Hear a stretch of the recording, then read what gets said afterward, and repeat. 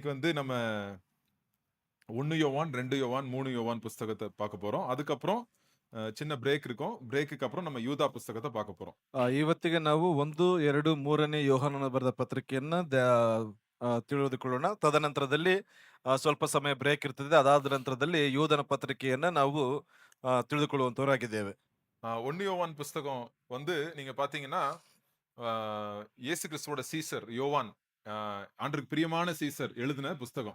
ಅಲ್ಲಿ 1ನೇ ಯೋಹಾನನ ಗಮನಿಸುವುದಾದ್ರೆ ಯೇಸು ಕ್ರಿಸ್ತನಿಗೆ ಬಹಳ ಪ್ರಿಯವನಾಗಿರ್ತಕ್ಕಂಥ ಯೋಹಾನನು ಬರೆದಿರ್ತಕ್ಕಂಥ ಒಂದು ಪುಸ್ತಕ. அவருடைய இயேசு கிறிஸ்து அவருடைய குடும்ப பொறுப்ப சிலுவையில இருக்கும்போது குடும்ப பொறுப்பே வந்து யோவானுக்கு குடுத்தாரு. ಅಲ್ಲಿ ಶಿಲುಬೆಯ ಮೇಲೆ ಯೇಸು ತೂಗಾಡಲ್ಪಡುವಂತಹ ಸಮಯದಲ್ಲಿ ಆತನ ಕುಟುಂಬದ ಹೊಣೆಗಾರಿಕೆಯನ್ನ ಈ ಒಂದು ಶಿಷ್ಯನಿಗೆ ಕೊಡುವಂತವನಾಗಿದ್ದಾರೆ. சோ இவரு இயேசு கிறிஸ்து கூட நடந்திருக்கிறாரு. அவர் சொல்றாரு இல்லங்க, நான் அவர தொட்டிருக்கிறோம், அவர பார்த்திருக்கிறோம், அவர கவனிச்சிருக்கிறோம், அவருடைய வசனங்கள கேட்டிருக்கிறோம் அப்படின்னு வந்து சொல்றாரு. 1 யோவான் 1வது அதிகாரம் 2 வசனங்கள்ல. ಒಂದು ಯೋಹಾನ 1ನೇ ಅಧ್ಯಾಯದ ಮೊದಲ 2 ವಚನಗಳಲ್ಲಿ ಏನಪ್ಪಾ ಅಂತಂದ್ರೆ, ನಾವು ಕಣ್ಣಾರೆ ಕಾಣಲ್ಪಟ್ಟಿದ್ದೇವೆ, ಮನಸ್ಸಿಟ್ಟು ನೋಡಲ್ಪಟ್ಟಿದ್ದೇವೆ, ಕೈಯಿಂದ ಮುಟ್ಟಲ್ಪಟ್ಟಿದ್ದೇವೆ, ಕಿವಿಯಾರೆ ಕೇಳಿಸಿಕೊಳ್ಳಲ್ಪಟ್ಟಿದ್ದೇವೆ ಎಂಬುದಾಗಿ ಈ ರೀತಿಯಾಗಿ ಸಾಕ್ಷಿ ಹೇಳ್ತಾ ಇದ್ದಾನೆ. சோ எதுக்காக இந்த புஸ்தகம் எழுதினாருன்னு நீங்க பார்க்கலாம். ಯಾವ ಕಾರಣಕ್ಕಾಗಿ ಈ ಒಂದು ಪುಸ್ತಕವನ್ನ ಬರೆಯಲ್ಪಟ್ಟಿದ್ದಾರೆ ಎಂಬುದಾಗಿ ನೀವು ಗಮನಿಸಬಹುದು. யோவான் இன்னொரு புஸ்தகம் எழுதியிருக்கிறாரு. எது சொல்லுங்க? ಯೋಹಾನ ಇನ್ನೊಂದು ಪುಸ್ತಕವನ್ನು ಬರೆಯಲ್ಪಟ್ಟಿದ್ದಾನೆ. ಯಾವ್ದು ಹೇಳ್ರಿ ನೋಡೋಣ. இந்த வெளிப்படுத்தின விசேஷம் இன்னொன்னு யோவான் சுவிசேஷமும் அவரும் எழுதினாரு. ಅಲ್ಲಿ ಯೋಹಾನನ ಒಂದು ಸುವಾರ್ತೆಯನ್ನು ಕೂಡ ಅವರೇ ಬರೆಯಲ್ಪಟ್ಟಿದ್ದಾರೆ. சோ 2 யோவான் சுவார்த்தை எதுக்கு எழுதினாரு? இந்த யோவான் 1 யோவான் 2 யோவான் 1 யோவான் எதுக்கு எழுதினாரு அப்படின்றத நம்ம பார்க்க போறோம். ಅಲ್ಲಿ ಒಂದು ಯೋಹಾನನ ಪತ್ರಿಕೆಯನ್ನ ಮತ್ತು ಯೋಹಾನ ಬರೆದ ಸುವಾರ್ತೆಯನ್ನು ಯಾವ ಕಾರಣಕ್ಕಾಗಿ ಉದ್ದೇಶದಿಂದ ಬರೆಯಲ್ಪಟ್ಟಿದ್ದಾರೆ ಎಂಬುದಾಗಿ யோவான் ಗಮನಿಸೋಣ. சுவிசேஷத்தை எதுக்கு எழுதினாருன்னு பார்ப்போம். 20வது அதிகாரம் யோவான் 20:31. ಯೋಹಾನ 20ನೇ ಅಧ್ಯಾಯ 31ನೇ ವಚನವನ್ನ ನಾವು ತಿರುಗಿಸಿಕೊಳ್ಳೋಣ. இயேசு தேவனுடைய குமாரனாகிய கிறிஸ்து என்று நீங்கள் விசுவாசிக்கும்படியாகவும் விசுவாசித்து அவருடைய நாமத்தினாலே நித்திய ஜீவனை அடையும்படியாகவும் இவைகள் எழுதப்பட்டிருக்கிறது. ஓகே. எதுக்காக யோவான் சுவிசேஷம் எழுதப்பட்டுச்சு? ಯಾವ ಯಾವ ಕಾರಣಕ್ಕಾಗಿ ಇದು ಬರೆಯಲ್ಪಟ್ಟಿದೆ? இயேசு கிறிஸ்து தான் மேசியா அப்படின்றத நீங்க என்ன பண்றதுக்காக? விசுவாசிக்கிறதுக்கு. முழு நம்பிக்கை ஏசப்பா மேல போடுறதுக்கு. ಅಲ್ಲಿ ಸಂಪೂರ್ಣವಾಗಿರ್ತಕ್ಕಂಥ ನಂಬಿಕೆಯನ್ನ ಯೇಸುವಿನ ಮೇಲೆ ಹಾಕಲ್ಪಡುವುದಕ್ಕಾಗಿ. சரி, அதுக்கு தான். நீங்க அதனால நீங்க பாத்தீங்கன்னா நிறைய அற்புதங்கள் எல்லாம் அந்த யோவான் சுவிசேஷத்துல இயேசு கிறிஸ்து மேல அதிகமாய் நம்மளுக்கு விசுவாசத்தை உண்டாக்குற அற்புதங்களை நம்ம பார்ப்போம். ಅಲ್ಲಿ ಯೋಹಾನ ಬರೆದಂತ ಸುವಾರ್ತೆಯಲ್ಲಿ ನಾವು ಗಮನಿಸಲ್ಪಡುವಾಗ ಯೇಸುವಿನ ಮೇಲೆ ಅಧಿಕವಾಗಿರ್ತಕ್ಕಂಥ ನಂಬಿಕೆಯನ್ನ ದೃಢಪಡಿಸುವಂತ ಅನೇಕ ಒಂದು ಅದ್ಭುತಗಳನ್ನ ನಾವು ಅಲ್ಲಿ ಕಾಣಲ್ಪಡ್ತೇವೆ. சரி, இப்போ 1 யோவான் எதுக்கு எழுதினாரு? ಮೊದಲನೇ ಯೋಹಾನನು ಮೊದಲ ಪತ್ರಿಕೆಯನ್ನು ಯಾಕೆ ಬರೆಯಲ್ಪಟ್ಟಿದ್ದಾನೆ? 5வது அதிகாரம் 1 யோவான் 5:13 பாருங்க. 5ನೇ ಅಧ್ಯಾಯದ 13ನೇ ವಚನವನ್ನ ನಾವು ತಿರುಗಿಸಿಕೊಳ್ಳೋಣ. உங்களுக்கு நித்திய ஜீவன் உண்டென்று நீங்கள் அறியவும் தேவகுமாரனுடைய நாமத்தின் மேல் நீங்கள் விசுவாசமாய் இருக்கவும் தேவகுமாரனுடைய நாமத்தின் மேல் விசுவாசமாய் இருக்கிற உங்களுக்கு இவைகளை எழுதியிருக்கிறேன். எதுக்கு எழுதுறாரு? நீங்க நித்திய ஜீவன் இருக்குன்னு நீங்க அறியணும். அத வந்து நிஜமா கேரண்டியா உங்களுக்கு நித்திய ஜீவன் இருக்கா இல்லையா அப்படின்றத அறியறதுக்கு ஒரு ஒரு உறுதிக்காக இந்த புத்தகத்தை எழுதுறார். ಅಲ್ಲಿ ಖಂಡಿತವಾಗಿ ನಿಮಗೆ ನಿತ್ಯ ಜೀವ ಉಂಟೆಂಬುದಕ್ಕೆ ಅದನ್ನ ದೃಢಪಡಿಸುವುದಕ್ಕಾಗಿ ಅಥವಾ ಖಾತರಿಪಡಿಸುವುದಕ್ಕಾಗಿ ಈ ಒಂದು ಪತ್ರಿಕೆಯನ್ನ ಆತನು ಬರೆಯಲ್ಪಡ್ತಾ ಇದ್ದಾನೆ. சரியா? சோ யோவான் சுவிசேஷம் வந்து ஏசப்பா மேல விசுவாசம் ஜாஸ்தி ஆவறதுக்கு, ಅಲ್ಲಿ ಯೋಹಾನ ಬರೆದ ಸುವಾರ್ತೆ ಯೇಸುವಿನ ಮೇಲೆ ನಂಬಿಕೆಯನ್ನ ವೃದ್ಧಿಪಡಿಸುವುದಕ್ಕಾಗಿ. 1 யோவான் வந்து எனக்குள்ள இருக்கிற நம்பிக்கை அது வந்து நான் நிஜமா வந்து நான் நித்திய ஜீவனை பெற்றிருக்கிறேனா இல்லையா அப்படின்ற ஒரு நம்பிக்கை தெரிஞ்சுಕೊಳ್றதுக்கு. ಅಲ್ಲಿ ಈ ಒಂದು ಯೋಹಾನ ಬರೆದಿರ್ತಕ್ಕಂಥ ಮೊದಲನೇ ಪತ್ರಿಕೆ ನನ್ನಲ್ಲಿರ್ತಕ್ಕಂಥ ನಂಬಿಕೆ ನಿಜವಾಗಿ ನಾನು ನಿತ್ಯ ಜೀವನ ಪಡೆದುಕೊಳ್ಳಲ್ಪಟ್ಟಿದ್ದೇನಾ ಎಂಬುದಾಗಿ ತಿಳಿದುಕೊಳ್ಳುವುದಕ್ಕಾಗಿ. So, இந்த புத்தகத்தை வந்து வயசான யோவான் 80 வயசு கிட்ட இருக்கும் அவருக்கு. ಈ ಒಂದು ಪುಸ್ತಕವನ್ನ ವಯಸ್ಸಾದಂತ ಸುರಿಸುಮಾರು ಒಂದು 80 ವಯಸ್ಸಿನ ಆಸುಪಾಸಿನಲ್ಲಿ ಬರೆಯಲ್ಪಟ್ಟಿದೆ. அந்த யோவான் என்ன பண்றாரு?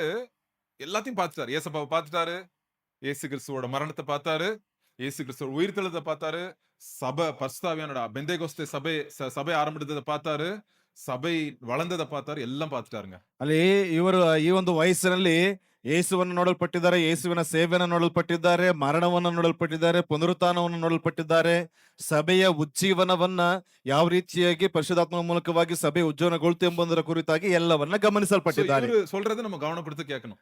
ಇವ್ರು ಹೇಳ್ತಕ್ಕಂಥದನ್ನ ನಾವು ಗಮನದಲ್ಲಿಟ್ಟುಕೊಂಡು ಕೇಳಿಸ್ಕೊಳ್ಬೇಕು.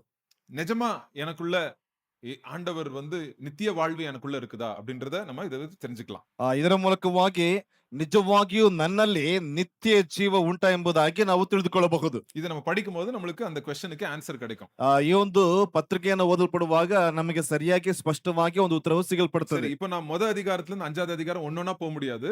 நான் என்ன பண்றேன், இதுல இருக்கிற சாராம்சத்தை அந்த 5 அதிகாரத்துல இருக்கிற சாராம்சத்தை எடுத்து இந்த 1 யோவான் புஸ்தகம் முழுதும் உங்களுக்கு கவர் பண்ண ட்ரை பண்றேன். ಅಲ್ಲಿ ನಾನು ಅಧ್ಯಾಯವಾಗಿ ಓದಕ್ಕಾಗುವುದಿಲ್ಲ.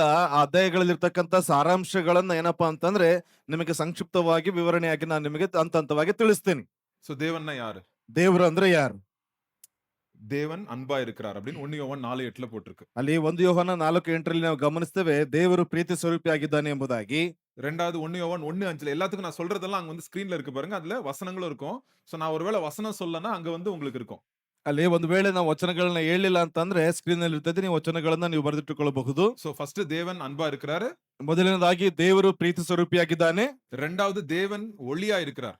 ದೇವರು ಮಾರ್ಗವಾಗಿದ್ದಾನೆ. ஒளி ஒளி ಬೆಳಕಾಗಿದ್ದಾನೆ. அவர்ல வந்து இருளே இல்ல. கொஞ்சம் ஒரு டாட் அளவு கூட இருள் இல்ல ஆண்டவர்ட்ட. ಆತನಲ್ಲಿ ಎಷ್ಟು ಮಾತ್ರವೂ ಕೂಡ ಕತ್ತಲೆ ಇಲ್ಲ. அப்புறம் 1 யோவான் 3:5 என்ன போட்டிருக்கு, தேவன்ட்ட பாவம் இல்ல. ಅಲ್ಲಿ 1 ಯೋಹಾನ 3:5 ಗಮನಿಸುವುದಾದ್ರೆ ಆತನಲ್ಲಿ ಪಾಪವಿಲ್ಲ ಎಂಬುದಾಗಿ. சோ அன்பு, ಪ್ರೀತಿ, ஒளி, நோ பாவம். ಅಲ್ಲಿ ಪ್ರೀತಿ, ಆತನಲ್ಲಿ ಬೆಳಕು ಮಾತ್ರವಲ್ಲದೆ ಆತನಲ್ಲಿ ಎಷ್ಟು ಮಾತ್ರಕ್ಕೂ ಪಾಪವಿಲ್ಲ ಎಂಬುದಾಗಿ. சோ இது மாதிரி தேவன் கிட்ட நம்ம நெருங்குறது ரொம்ப கஷ்டங்க.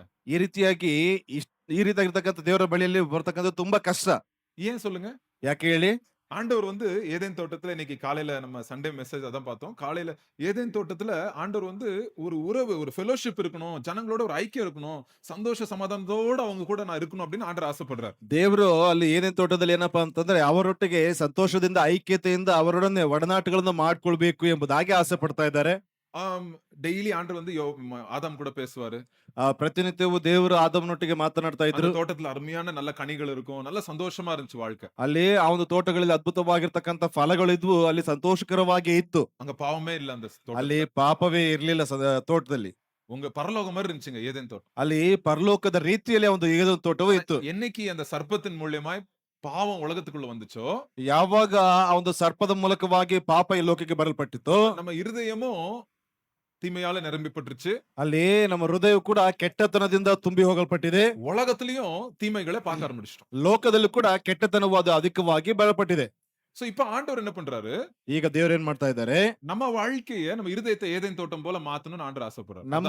ನಮ್ಮ ಜೀವಿತವನ್ನ, ನಮ್ಮ ಹೃದಯವನ್ನ ಏದೇನ್ ತೋಟದ ರೀತಿಯಲ್ಲಿ ಬದಲಾಯಿಸಬೇಕೆಂಬುದಾಗಿ ಆಸೆ ಪಡ್ತಾ ಇದ್ದಾರೆ. சோ எதை ஆதாம் இழந்தானோ இயேசு கிறிஸ்து அதை ஜெயித்து அந்த பெனிஃபிட்ஸ நம்மளுக்கு நம்ம இருதயத்துக்கு கொடுக்கணும்னு ஆண்டவர் ஆசைப்படுறாரு. ಯಾವುದನ್ನ ಆದಮನು ಕಳೆದುಕೊಳ್ಳಲ್ಪಟ್ನೋ ಅದನ್ನ ಯೇಸು ಕ್ರಿಸ್ತನ ಒಂದು ಜಯಿಸುವಿಕೆಯ ಮೂಲಕವಾಗಿ ಅದನ್ನ ನಮಗೆ ಆ ದೇವರು ಕೊಡುವಂತವನಾಗಿದ್ದಾನೆ. சோ என் லைஃப் எப்படி இருந்துச்சு, ஏசப்பட்ட வரதுக்கு முன்னாடி என் லைஃப் இருந்துச்சு, எப்படி இருந்துச்சு, நம்ம லைஃப் எப்படி இருந்துச்சு அது பாருங்க.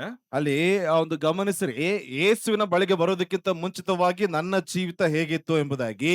அங்க பாருங்க 1 யோவான் 3:14 என்ன சொல்லுது, நம்ம மரணத்துக்கு ஏதுவான வழியில நம்ம போயிட்டு இருந்தோமா. ಅಲ್ಲಿ ನಾವೆಲ್ಲ ಏನ್ ಮಾಡ್ತಾ ಇದೀವಿ ಅಂತಂದ್ರೆ ಮರಣದ ಮಾರ್ಗವಾಗಿ ಮರಣದ ಕಡೆಗೆ ನಾವು ಹೋಗ್ತಾ ಇದ್ವಿ ಎಂಬುದಾಗಿ.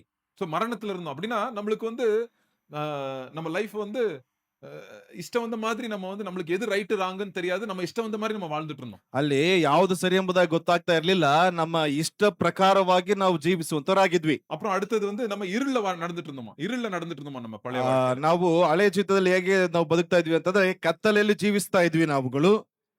ஒருத்தரை நேசிக்க முடியாது, சண்டை, போராட்டம், பொறாமை, ವೈತರಿಚಲ್ இப்படின்னு ஒரೇ சண்டை போராட்டமா இருந்துச்சு நம்ம லைஃப்ல. ಅಲ್ಲಿ ನಾವು ಒಬ್ಬರಿಗೊಬ್ಬರು ಪ್ರೀತಿಸುವುದಕ್ಕೆ ಏನಪ್ಪಾ ಅಂದ್ರೆ ಸಾಧ್ಯ ಆಗ್ತಾ ಇರ್ಲಿಲ್ಲ. ಹೊಟ್ಟೆ ಕೀಚು, ಜಗಳ, ಕ್ರೋಮ ಇವು ಅನೇಕ ವಿಷಯಗಳು ಅವರಲ್ಲಿ ಇಟ್ಕೊಳ್ತಾ ಇತ್ತು. அப்புறம் அடுத்தது பாத்தீங்கன்னா லைஃப் ஆஃப் பிராக்டிசிங் சின் அப்படின்னா பாவம் செய்வோம், அது பாவனே தெரியாது நம்மளுக்கு, அது அசால்ட்டா பண்ணிட்டே இருப்போம், அதை பத்தி நம்மளுக்கு ஒரு மனசாட்சியே குத்தாது, அப்படியே பாவம் செஞ்சுட்டு இருந்திருப்போம். ಅಲ್ಲಿ ಪಾಪವನ್ನ ಮಾಡ್ತಾ ಇದೀವಿ, ಆದ್ರೆ ಅದು ಪಾಪ ಎಂಬುದಾಗಿ ಗೊತ್ತಿಲ್ಲದೇನೆ ಯಥಾ ಪ್ರಕಾರವಾಗಿ ಒಂದು ಪಾಪದ ಕಾರ್ಯಗಳನ್ನ ನಮ್ಮ ಜೀವಿತದ ಮೂಲಕವಾಗಿ ನಾವು ಮಾಡ್ತಾ ಇರ್ತಕ್ಕಂಥದ್ದು. அப்புறம் வேற என்ன பண்ணிட்டு இருந்தோம், ಬೇರೆ ಏನ್ ಮಾಡ್ತಾ ಇದ್ವಿ? சோ பாவிக்குரிய மரணத்துல இருந்தோம், இருள்ல நடந்துட்டு இருந்தோம், பாவத்தை பிராக்டிஸ் பண்ணிட்டு இருந்தோம். ಅಲ್ಲಿ ನೋಡ್ತೇವೆ ಮರಣದ ಹಾದಿಯಲ್ಲಿ ನಾವು ನಡೀತಾ ಇದ್ವಿ, ಕತ್ತಲೆಯಲ್ಲಿ ಜೀವಿಸ್ತಾ ಇದ್ವಿ, ಪಾಪದ ಒಂದು ಕಾರ್ಯಗಳನ್ನ ನಾವೇನಪ್ಪಾ ಅಂತಂದ್ರೆ ಯಥಾ ಪ್ರಕಾರವಾಗಿ ಮಾಡ್ತಾ ಇದ್ವಿ. அன்பை தேடிட்டு இருந்தோம், ಪ್ರೀತಿಯನ್ನು ಹುಡುಕ್ತಾ ಇದ್ವಿ. தப்பான இடத்துல அன்பை தேடும். ತಪ್ಪಾದಂತ ಸ್ಥಳದಲ್ಲಿ ಪ್ರೀತಿಯನ್ನ ಹುಡುಕುತ್ತಾ ಇದ್ವಿ. தேவன் அன்பா இருக்கிறார், ದೇವರು ಪ್ರೀತಿ அவர்கிட்ட அன்பை தேடுறதை விட்டுட்டு அவர்கிட்ட அன்பை போய் பெற்றுக்கொள்ற அந்த அன்பை போய் குடிக்கிறதை விட்டுட்டு நம்ம ಆ ದೇವರ ಪ್ರೀತಿ ಸ್ವರೂಪಿ ಆತನ ಬಳಿಗೆ ಪ್ರೀತಿಯನ್ನ ಪಡೆದುಕೊಳ್ಳುವುದಕ್ಕಿಂತ ಬದಲಾಗಿ எங்க போய் தேடிட்டு இருந்தோம் அன்பை? ಎಲ್ಲಿ ಹೋಗಿ ಹುಡುಕ್ತಾ ಇದ್ವಿ ನಾವುಗಳು? உலகத்துல தேடுறோம். ಲೋಕದಲ್ಲಿ ನಾವು ಹುಡುಕ್ತಾ ಇದ್ವಿ. உலகம் அன்பு கொடுக்கும், ಆ ಲೋಕ ಪ್ರೀತಿಯನ್ನ ಕೊಡುತ್ತದೆ, ஆனா கண்டிஷனோட கொடுக்கும். ಆದ್ರೆ ಷರತ್ತು ಬದ್ದಾಗಿ ಕೊಡುತ್ತದೆ. அது தற்காலிகம், டெம்பரரி. ಅದು ಕೇವಲ ತಾತ್ಕಾಲಿಕ. எங்க போட்டிருக்கு? 1 யோவான் 2வது அதிகாரம் 15ல இருந்து 17 பாருங்க. 1 ಯೋಹಾನ 2ನೇ ಅಧ್ಯಾಯ 15ರಿಂದ 17ನೇ ವಚನ. உலகத்திலும் உலகத்தில் உள்ளவைகளிலும் அன்பு கூறாதிருங்கள். ஒருவன் உலகத்தில் அன்பு கூர்ந்தால் அவனிடத்தில் பிதாவின் அன்பில்லை. ஏனெனில் மாம்சத்தின் இச்சையும் கண்களின் இச்சையும் ஜீவனத்தின் பெருமையும் ஆகிய உலகத்தில் உள்ளவைகள் எல்லாம் பிதாவினால் உண்டானவைகள் அல்ல, அவைகள் உலகத்தினால் உண்டானவைகள். உலகமும் அதன் இச்சையும் ஒளிந்து போம். தேவனுடைய சித்தத்தின்படி செய்கிறவனோ என்றென்றைக்கும் நிலைத்திருப்பான். பாருங்க, டெம்பரரி. உலகமும் அதோட இச்சையும் என்ன ஆயிருங்க? ஒளிந்து போயிடும். அது போயிடும், கொஞ்ச நாள் தான். அது கொஞ்ச நேரம், அதுக்கு மேல இருக்காது. அது ಅಲ್ಲಿ ಲೋಕವು ಅದರ ಕಾರ್ಯಗಳೇನಪ್ಪಾ ಅಂತಂದ್ರೆ ಕೇವಲ ತಾತ್ಕಾಲಿಕವಾಗಿರ್ತದೆ, ತದನಂತರದಲ್ಲಿ ಅದು ನಾಶವಾಗಿ ಹೋಗ್ತದೆ. பாருங்க, கண்களின் இச்சை ಅಲ್ಲಿ ಕಣ್ಣಿನ ಆಸೆ கொஞ்ச நேரத்துல போயிடும். ಅದು ಸ್ವಲ್ಪ ಸಮಯದಲ್ಲಿ ಹೊರಟು ಹೋಗ್ತದೆ. சரீரத்தின் இச்சை ಶಾರೀರಿಕವಾದಂತ ಆಸೆ அது ಪರ್ಮನೆಂಟ್ ಇಲ್ಲ, கொஞ்ச நேரத்துல போயிடும். ಅದು ಏನಪ್ಪಾ ಅಂತಂದ್ರೆ ನಿತ್ಯವಾಗಿರುವುದಿಲ್ಲ, ಅದು ಸ್ವಲ್ಪ ಕೇವಲ ತಾತ್ಕಾಲಿಕ ಮಾತ್ರವೇ. என் ஜீவன் இப்படி இருக்குன்ற ஒரு பெருமை அதுவும் டெம்பரரி போயிடும். ನನ್ನ ಜೀವನ ಈ ರೀತಿಯಾಗಿದೆ ಏನಪ್ಪಾ ಅಂದ್ರೆ ಹೊಗಳಿಕೊಳ್ಳುವಿಕೆ ಅದು ಕೇವಲ ಕ್ಷಣಿಕ. நிறைய பேர் எப்படி எப்படியோ பெருமைப்பட்டிருக்காங்க, நீங்க பாத்துருக்கீங்க. பெரிய பெரிய ஸ்தானத்துல இருந்திருப்பாங்க நிறைய பேர். ಅನೇಕರು ಹೇಗೋ ಅವ್ರನ್ನ ಹೊಗಳಿಕೊಳ್ತಾ ಇದ್ದಾರೆ, ಏನೆಲ್ಲ ದೊಡ್ಡ ಸ್ಥಾನದಲ್ಲಿ ಇದ್ದಾರೆ ಎಂಬುದಾಗಿ ನೀವು ಗಮನಿಸಿರ್ತೀರಿ. சும்மா உதாரணத்துக்கு நான் சொல்றேன், ஒரு அரசியல்வாதி நீங்க பாத்தீங்க ஒரு 10 வருஷத்துக்கு முன்னாடி, பயங்கர பவர் அந்த அரசியல்வாதிக்கு. ಅಲ್ಲಿ ನೀನು ಸುಮ್ಮನೆ ಒಂದು ಹೇಳ್ತೀನಿ ಏನಪ್ಪಾ ಅಂತಂದ್ರೆ 10 ವರ್ಷದ ಹಿಂದೆ ಭಯಂಕರವಾಗಿರ್ತಕ್ಕಂತ ಏನಪ್ಪಾ ಅಂತಂದ್ರೆ ರಾಜಕೀಯದಲ್ಲಿ ಒಬ್ಬ ದೊಡ್ಡ ಏನಪ್ಪಾ ಅಂತಂದ್ರೆ ಒಬ್ಬ ವ್ಯಕ್ತಿ. யாருன்னு கேட்காதீங்க, அதுக்கெல்லாம் டைம் இல்ல. ಯಾರೆಂಬುದ ಕೇಳ್ಬಿಡಿ, ಅದಕ್ಕೆ ಸಮಯ ಇಲ್ಲ. இன்னைக்கு அவங்க பேரே இல்ல. ಇವತ್ತಿಗೆ ಅವ್ರ ಹೆಸರೇ ಇಲ್ಲ. இன்னைக்கு அவங்க ஸ்டார்ட் பண்ண கட்சியும் இல்ல. ಇವತ್ತಿಗೆ ಅವ್ರು ಉಂಟು ಮಾಡಿರ್ತಕ್ಕಂತ ಒಂದು ಕಚೇರಿ ಕೂಡ ಇಲ್ಲ. யாரு? ಯಾರು? வேண்டாம், நான் சொல்ல மாட்டேன். சோ உங்களுக்கு எல்லாருக்கும் தெரியும். என்ன சொல்றேன்னா, எல்லாம் பைபிள் சொல்றபடி உலகமும் அது நிச்சயங்களும் என்னங்க? பர்மனெண்டா இல்லங்க, ಅಲ್ಲಿ டெம்பரரி. ಅಲ್ಲಿ ಲೋಕವಾಗ್ಲಿ, ಲೋಕ ಇರ್ತಕ್ಕಂತ ಕಣ್ಣಿನಾಸೆ, ಬದುಕು ಡಂಬ ಇವೆಲ್ಲವೂ ಕೂಡ ಕೇವಲ ತಾತ್ಕಾಲಿಕ ಮಾತ್ರವೇ. ஆண்டவர் நம்மளுக்கு எது கொடுக்கறாரு அது பர்மனென்ட்ங்க. ದೇವರು ಏನನ್ನ ಕೊಡ್ತಾ ಇದ್ರೆ ಅದು ಏನಪ್ಪಾ ಅಂತಂದ್ರೆ ಶಾಶ್ವತ. அது காலத்துக்கு தக்க மாதிரி மாறாதது. ಅದು ಕಾಲಕ್ಕೆ ತಕ್ಕಂತ ರೀತಿಯಲ್ಲಿ ಬದಲಾಗೋದಿಲ್ಲ. ரெண்டு விதமான அன்பு இருக்கு. ಎರಡು ವಿಧವಾದಂತ ಪ್ರೀತಿ ಇದೆ. இந்த வசனம் சொல்றது படி உலகம் கொடுக்கும் அன்பு, தேவன் கொடுக்கும் அன்பு. ಅಲ್ಲಿ ಈ ವಚನ ಹೇಳುವಂತ ರೀತಿಯಲ್ಲಿ ಲೋಕವು ಕೊಡುವಂತ ಪ್ರೀತಿ ಮತ್ತು ದೇವರು ಕೊಡ್ತಕ್ಕಂತ ಪ್ರೀತಿ. இந்த உலகம் கொடுக்கிற அன்பு டெம்பரரின்னு சொல்லுது. ಲೋಕವು ಕೊಡುವಂತ ಪ್ರೀತಿ ಅದು ತಾತ್ಕಾಲಿಕ. ஆண்டவருடைய சித்தம் செய்கிறவன் என்றென்றைக்கும் நிலை நிற்பான் அப்படின்னு சொல்லுது. ಅಲ್ಲಿ ದೇವರ ಚಿತ್ತವನ್ನ ನೆರವೇರಿಸುವಂತವನು ಅವನು ನಿತ್ಯವೂ ನೆಲೆ ನಿಲ್ಲುವಂತವನಾಗಿರ್ತಾನೆ. இன்னைக்கு எத்தனை பேர் நம்ம பாக்குறோம், ಇವತ್ತಿಗೆ ಎಷ್ಟು ಜನವನ್ನ ನಾವು ಗಮನಿಸ್ತೀವಿ, சில பழக்கங்களுக்குள் உள்ளாயிடுறாங்க. ಕೆಲವು ಹವ್ಯಾಸಗಳಿಗೆ ಒಳಗಾಗ್ಬಿಡ್ತಾರೆ. சரீரம் வந்து அதை கேக்குது, சரீரம் வந்து அந்த பழக்கத்தை கேக்குது. ஏன்னா அது ட்ரெயின் ಆಯ್ತು சரீரத்துக்கு. அப்படி ಯಾಕೆಂದ್ರೆ ಒಂದು ಶರೀರಕ್ಕೆ ಅದು ತರಬೇತಿಯನ್ನು ಹೊಂದಲ್ಪಟ್ಟಿದೆ, ಆ ಒಂದು ಹವ್ಯಾಸವನ್ನು ಮಾಡಬೇಕೆಂಬುದಾಗಿ ತವಕಿಸ್ತದೆ. ஏன்னா அந்த பிரெயின் வந்து அந்த பிரெயின் ட்ரெயின் ஆயிருச்சு. அந்த பிரெயினுக்கு வந்து அது இல்லனா ஒரு மாதிரி ஆயிடும் உடம்பு. ಆ ಬ್ರೈನ್ ಅದು ಅದಕ್ಕಾಗಿ ಅದು ಸಿದ್ಧವಾಗಿದೆ, ಅದು ಇಲ್ಲ ಅಂತಂದ್ರೆ ಶರೀರ ಅದೇನಪ್ಪಾ ಅಂತಂದ್ರೆ ಒಪ್ಪಿಕೊಳ್ಳುವುದಿಲ್ಲ. அந்த பிரெயின் வந்து அது கேக்குது, இத பண்ணு நீ, இந்த சரீரத்தின் இச்சை இல்லாட்டி கண்களின் இச்சை, இதை நீ பண்ணா உனக்கு அப்பா நல்லா இருக்கும், நிம்மதியா இருக்கும் நினைக்கும். ಅಲ್ಲಿ ಆ ಒಂದು ಮೈಂಡ್ ಹೇಳ್ತದೆ, ಈ ಒಂದು ವಿಷಯವನ್ನ ಮಾಡು, ಅವಾಗ್ಲೇ ನಿನಗೆ ನೆಮ್ಮದಿ ಎಂಬುದಾಗಿ. ಅದನ್ನ ಮಾಡಿದ ನಂತರದಲ್ಲಿ ಅಮ್ಮ ಎಂಬುದಾಗಿ ನಾವು ಕೂರ್ತೀವಿ. இல்ல, திருப்தியே கிடைக்காது. அது ஆக்சுவலா அதை போய் பண்ணிட்டா நெக்ஸ்ட் டைம் இன்னும் ಜಾಸ್ತಿ தான் பண்ண தோணும். ಅಲ್ಲಿ ಆಕ್ಚುಲಿ ಏನಪ್ಪಾ ಅಂತಂದ್ರೆ ಅದನ್ನ ಮಾಡಿದ್ರೆ ಅದು ಸಾಕಾಗುವುದಿಲ್ಲ, ಇನ್ನು ಮುಂದಿನ ಬಾರಿ ಅದಕ್ಕಿಂತಲೂ ಜಾಸ್ತಿ ಮಾಡ್ಬೇಕು. அதான் சொல்றது, உலகமும் அது நிச்சயங்களும் என்ன ஆயிட்டு இருக்குது. இட்ஸ் லைக் பாசிங், தண்ணி மாதிரி போயிட்டே இருக்கு, நிக்காது. அந்த தண்ணி ஓடிட்டே இருக்கும். ಅಲ್ಲಿ ಲೋಕವು ಅದರ ಆಸೆ ಅದು ಗತಿಸಿ ಹೋಗ್ತದೆ ಎಂಬುದಾಗಿ, ಅದು ನೀರಿನ ರೀತಿಯಲ್ಲಿ ಅದು ನಿಂತ್ಕೊಳ್ಳೋದಿಲ್ಲ, ಹೊರಟು ಹೋಗ್ತಾನೆ ಇರ್ತದೆ. நம்மளுடைய ஆண்டவர், நம்மளை நேசிக்கிற ஆண்டவர் நம்மளுக்கு ಪರ್ಮನೆಂಟಾ ಇದಾ கொடுக்கணும்னு ஆசைப்படுறார். ಅಲ್ಲಿ ನಮ್ಮನ್ನ ಪ್ರೀತಿಸುವಂತ ದೇವರು ಏನಪ್ಪಾ ಅಂತಂದ್ರೆ ನಿರಂತರವಾಗಿರ್ತಕ್ಕಂಥದ್ದನ್ನ ಏನಾದ್ರೂ ಕೊಡ್ಬೇಕೆಂಬುದಾಗಿ ಆಶಿಸ್ತಾ ಇದ್ದಾರೆ. மாறாதது, அன்சேஞ்சிங், மாறாத ஒரு காரியத்தை கொடுக்கணும்னு ஆசைப்படுறார். ಬದಲಾಗದೇ ಇರ್ತಕ್ಕಂಥ ಒಂದು ವಿಷಯವನ್ನು ಕೊಡ್ಬೇಕೆಂಬುದಾಗಿ ಎದುರು ನೋಡ್ತಾ ಇದ್ದಾರೆ. என்னது கொடுக்கறாரு? அவருடைய அன்பை நம்மளுக்கு கொடுக்கறாரு. ಏನ್ ಕೊಡ್ತಾ ಇದ್ದಾರೆ ಅಂದ್ರೆ ಅವರ ಪ್ರೀತಿಯನ್ನ ನಮಗೆ ಕೊಡ್ತಾ ಇದ್ದಾರೆ. ஆண்டவருடைய அன்பு காலையில ஒரு மாதிரி, நைட் ஒரு மாதிரி, நீங்க சர்ச்சுக்கு போனா ஒரு மாதிரி, சர்ச்சுக்கு போவாட்டி ஒரு மாதிரி, அப்படி இருக்காது ஆண்டவருடைய அன்பு. நிலையானது. ದೇವರ ಪ್ರೀತಿ ಮುಂಜಾನೆ ಒಂದು ರೀತಿ, ರಾತ್ರಿ ಅದು ಒಂದು ರೀತಿ, ನೀವು ಸಭೆಗೆ ಹೋದ್ರೆ ಒಂದು ರೀತಿ, ಅಲ್ಲ ಸಭೆಗೆ ಹೋಗ್ಲಿಲ್ಲ ಅಂತಂದ್ರೆ ಯಾವತ್ತಿಗೂ ಅದು ಬದಲಾಗದೆ ಇರ್ತಕ್ಕಂಥ ಪ್ರೀತಿ. இயேசு கிறிஸ்து நேற்றும் இன்றும் என்றும் என்னவா இருக்கிறாரு? மாறாதவரா இருக்கிறார். சோ நிலையான அந்த ஒரு அன்பை நம்ம வாழ்க்கையில கொடுக்கும்போது நம்ம லைஃப் செட்டில் ஆயிருதுங்க. ಅಲ್ಲಿ ಯೇಸು ಕ್ರಿಸ್ತನು ನಿನ್ನೆ ಇವತ್ತು ಎಂದಿಗೂ ಬದಲಾಗದೆ ಇರ್ತಕ್ಕಂಥವನಾಗಿದ್ದಾನೆ. ಆತನ ಕಾರ್ಯಗಳು ನಿತ್ಯವೂ ಶಾಶ್ವತವಾಗಿ ನೆಲೆ ನಿಲ್ಲುವಂತದ್ದು. என்னைக்கு இயேசப்பாவோட அன்பை நம்ம ஏற்றுக்கொள்றோமோ, வாங்கிக்கிறோமோ, கிஃப்ட் தான் இது. சம்பாதிக்க முடியாது, கிஃப்ட். இப்படி வாங்கிக்கிறோமோ, நம்ம இருதயத்துல இருக்கிற பயம் போக ஆரம்பிக்குதுங்க வெளிய. ಅಲ್ಲಿ ಯೇಸುವಿನ ಪ್ರೀತಿಯನ್ನ ಅದೇನಪ್ಪಾ ಅಂತಂದ್ರೆ ನಾವು ಪಡೆದುಕೊಳ್ಬೇಕು ಅಂತಂದ್ರೆ ಉಡುಗೊರೆಯಾಗಿ ಪಡೆದುಕೊಳ್ಬೇಕು ಹೊರತು ನಾವು ಕೆಲಸ ಮಾಡಿ ಅಲ್ಲ. ಅದನ್ನ ಪಡೆದುಕೊಳ್ಳುವಾಗ ನಮ್ಮ ಜೀವನ ಅದು ಪರಿಪೂರ್ಣವಾಗಿ ನಡೆಸ್ತದೆ. எல்லாருக்குள்ளயும் பயம் இருக்கு. ಎಲ್ಲರಲ್ಲೂ ಕೂಡ ಭಯ ಇರ್ತದೆ. ஐயோ நம்ம ஃபெயிலியர் ஆயிருவோமோ? ಒಂದು ವೇಳೆ ನಾನು ಸೋತು ಹೋಗ್ತೀನೋ, ஐயோ நான் வந்து நான் வீக்கா இருக்கிறேன்னு எல்லாருக்கும் தெரிஞ்சிருமோ? ಒಂದು ವೇಳೆ ನಾನು ಬಲಹೀನನಾಗಿದ್ದೇನೆ ಅಂತ ಎಲ್ಲರಿಗೂ ಗೊತ್ತಾಗ್ಬಿಡ್ತದ. ஐயோ எனக்கு வந்து நான் யூஸ்லெஸ் ஆயிருவேன் அப்படின்றது அது ஒரு பயம். நான் யூஸ்லெஸ், நான் வேஸ்ட் ஆயிருவேனோ அப்படின்ற ஒரு பயம் இருக்கு. ಒಂದು ವೇಳೆ ನಾನು ವ್ಯರ್ಥವಾದವನು ಎಂಬುದಾಗಿ ಅಂದುಕೊಳ್ತಾರೆ, ಅದೋ ಒಂದು ರೀತಿಯಾದಂತ ಭಯ. சோ இந்த பயத்தினால இருக்கும்போது நம்ம வந்து ஸ்டெடியா இருக்க முடியாது. நம்ம லைஃப் ஸ்டெடியாவே இருக்காது. ಈ ರೀತಿಯಾಗಿ ಭಯದಲ್ಲಿ ಇರ್ಬೇಕಾದ್ರೆ ನಾವು ದೃಢವಾಗಿ ನಿಂತುಕೊಳ್ಳುವುದಕ್ಕೆ ಸಾಧ್ಯ ಆಗೋದಿಲ್ಲ.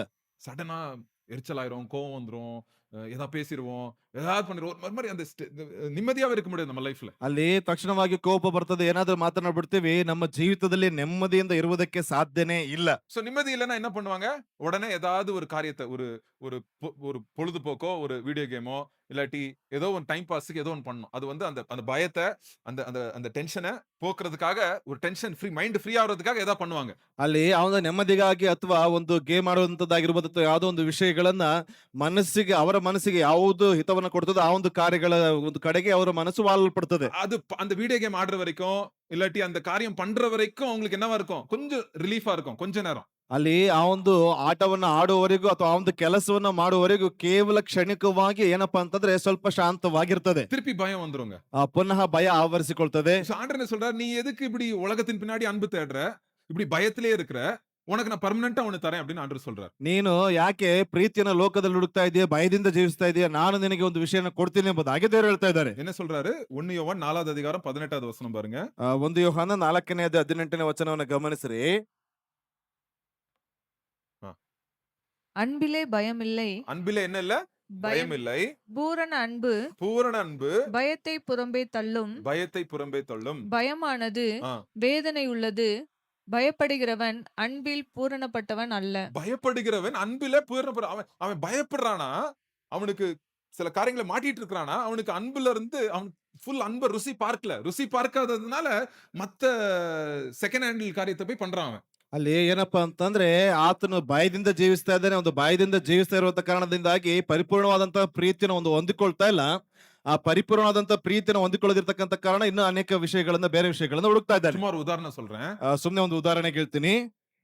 என்ன என் ஹஸ்பண்ட் வெறுத்துருவாரு, என் வைஃப் வெறுத்துருவாங்க அப்படின்ற பயம் இருந்துச்சுன்னா, ಅಲ್ಲಿ ಒಂದು ವೇಳೆ ನನ್ನ ಗಂಡ ನನ್ನನ್ನ ತ್ಯಜಿಸಿ ಬಿಡ್ತಾನೆ ಅಥವಾ ಹೆಂಡತಿ ನನ್ನನ್ನ ತ್ಯಜಿಸಿ ಬಿಡ್ತಾಳೆ ಅಂತಕ್ಕಂಥ ಭಯ ಇತ್ತು ಅಂದ್ರೆ அங்க ஒரு நல்ல குடும்ப வாழ்க்கையே இருக்காது. ಅಲ್ಲಿ ಒಂದು ಒಳ್ಳೆಯ ಕುಟುಂಬ ಜೀವಿತ ಇರೋದಿಲ್ಲ. என் வாயை திறந்து ஏதாவது பேசுவாங்க, என் ஹஸ்பண்ட் திட்டிருவாரு, இல்ல வாயை திறந்து ஏதாவது பேசினா என் வைஃப் திட்டிருவாங்க அப்படின்ற ஒரு பயம் இருந்துச்சுன்னா, அந்த குடும்பம் வந்து ஒருமனமான குடும்பமாவே இருக்க முடியாது அது. ಅಲ್ಲಿ ನಾನು ಬಾಯಿ ತೆರೆದು ಮಾತನಾಡಿದ್ರೆ ಹೆಂಡತಿ ಬೈತಾಳೆ, ನಾನು ಬಾಯಿ ತೆರೆದು ಮಾತನಾಡಿದ್ರೆ ಗಂಡ ಬೈತಾನೆ ಎಂಬುದಾಗಿ ಹೇಳುವಾಗ ಆ ರೀತಿಯಾಗಿ ಐಕ್ಯತೆಯಿಂದ ಕುರಿತಕ್ಕಂಥ ಜೀವಿತ ಅವ್ರದ್ದಾಗಿರೋದಿಲ್ಲ. சோ அப்ப என்ன ஆகும்? ಆಗೇನಾಗ್ತದೆ? ஆண்டவர் என்ன சொல்றாரு?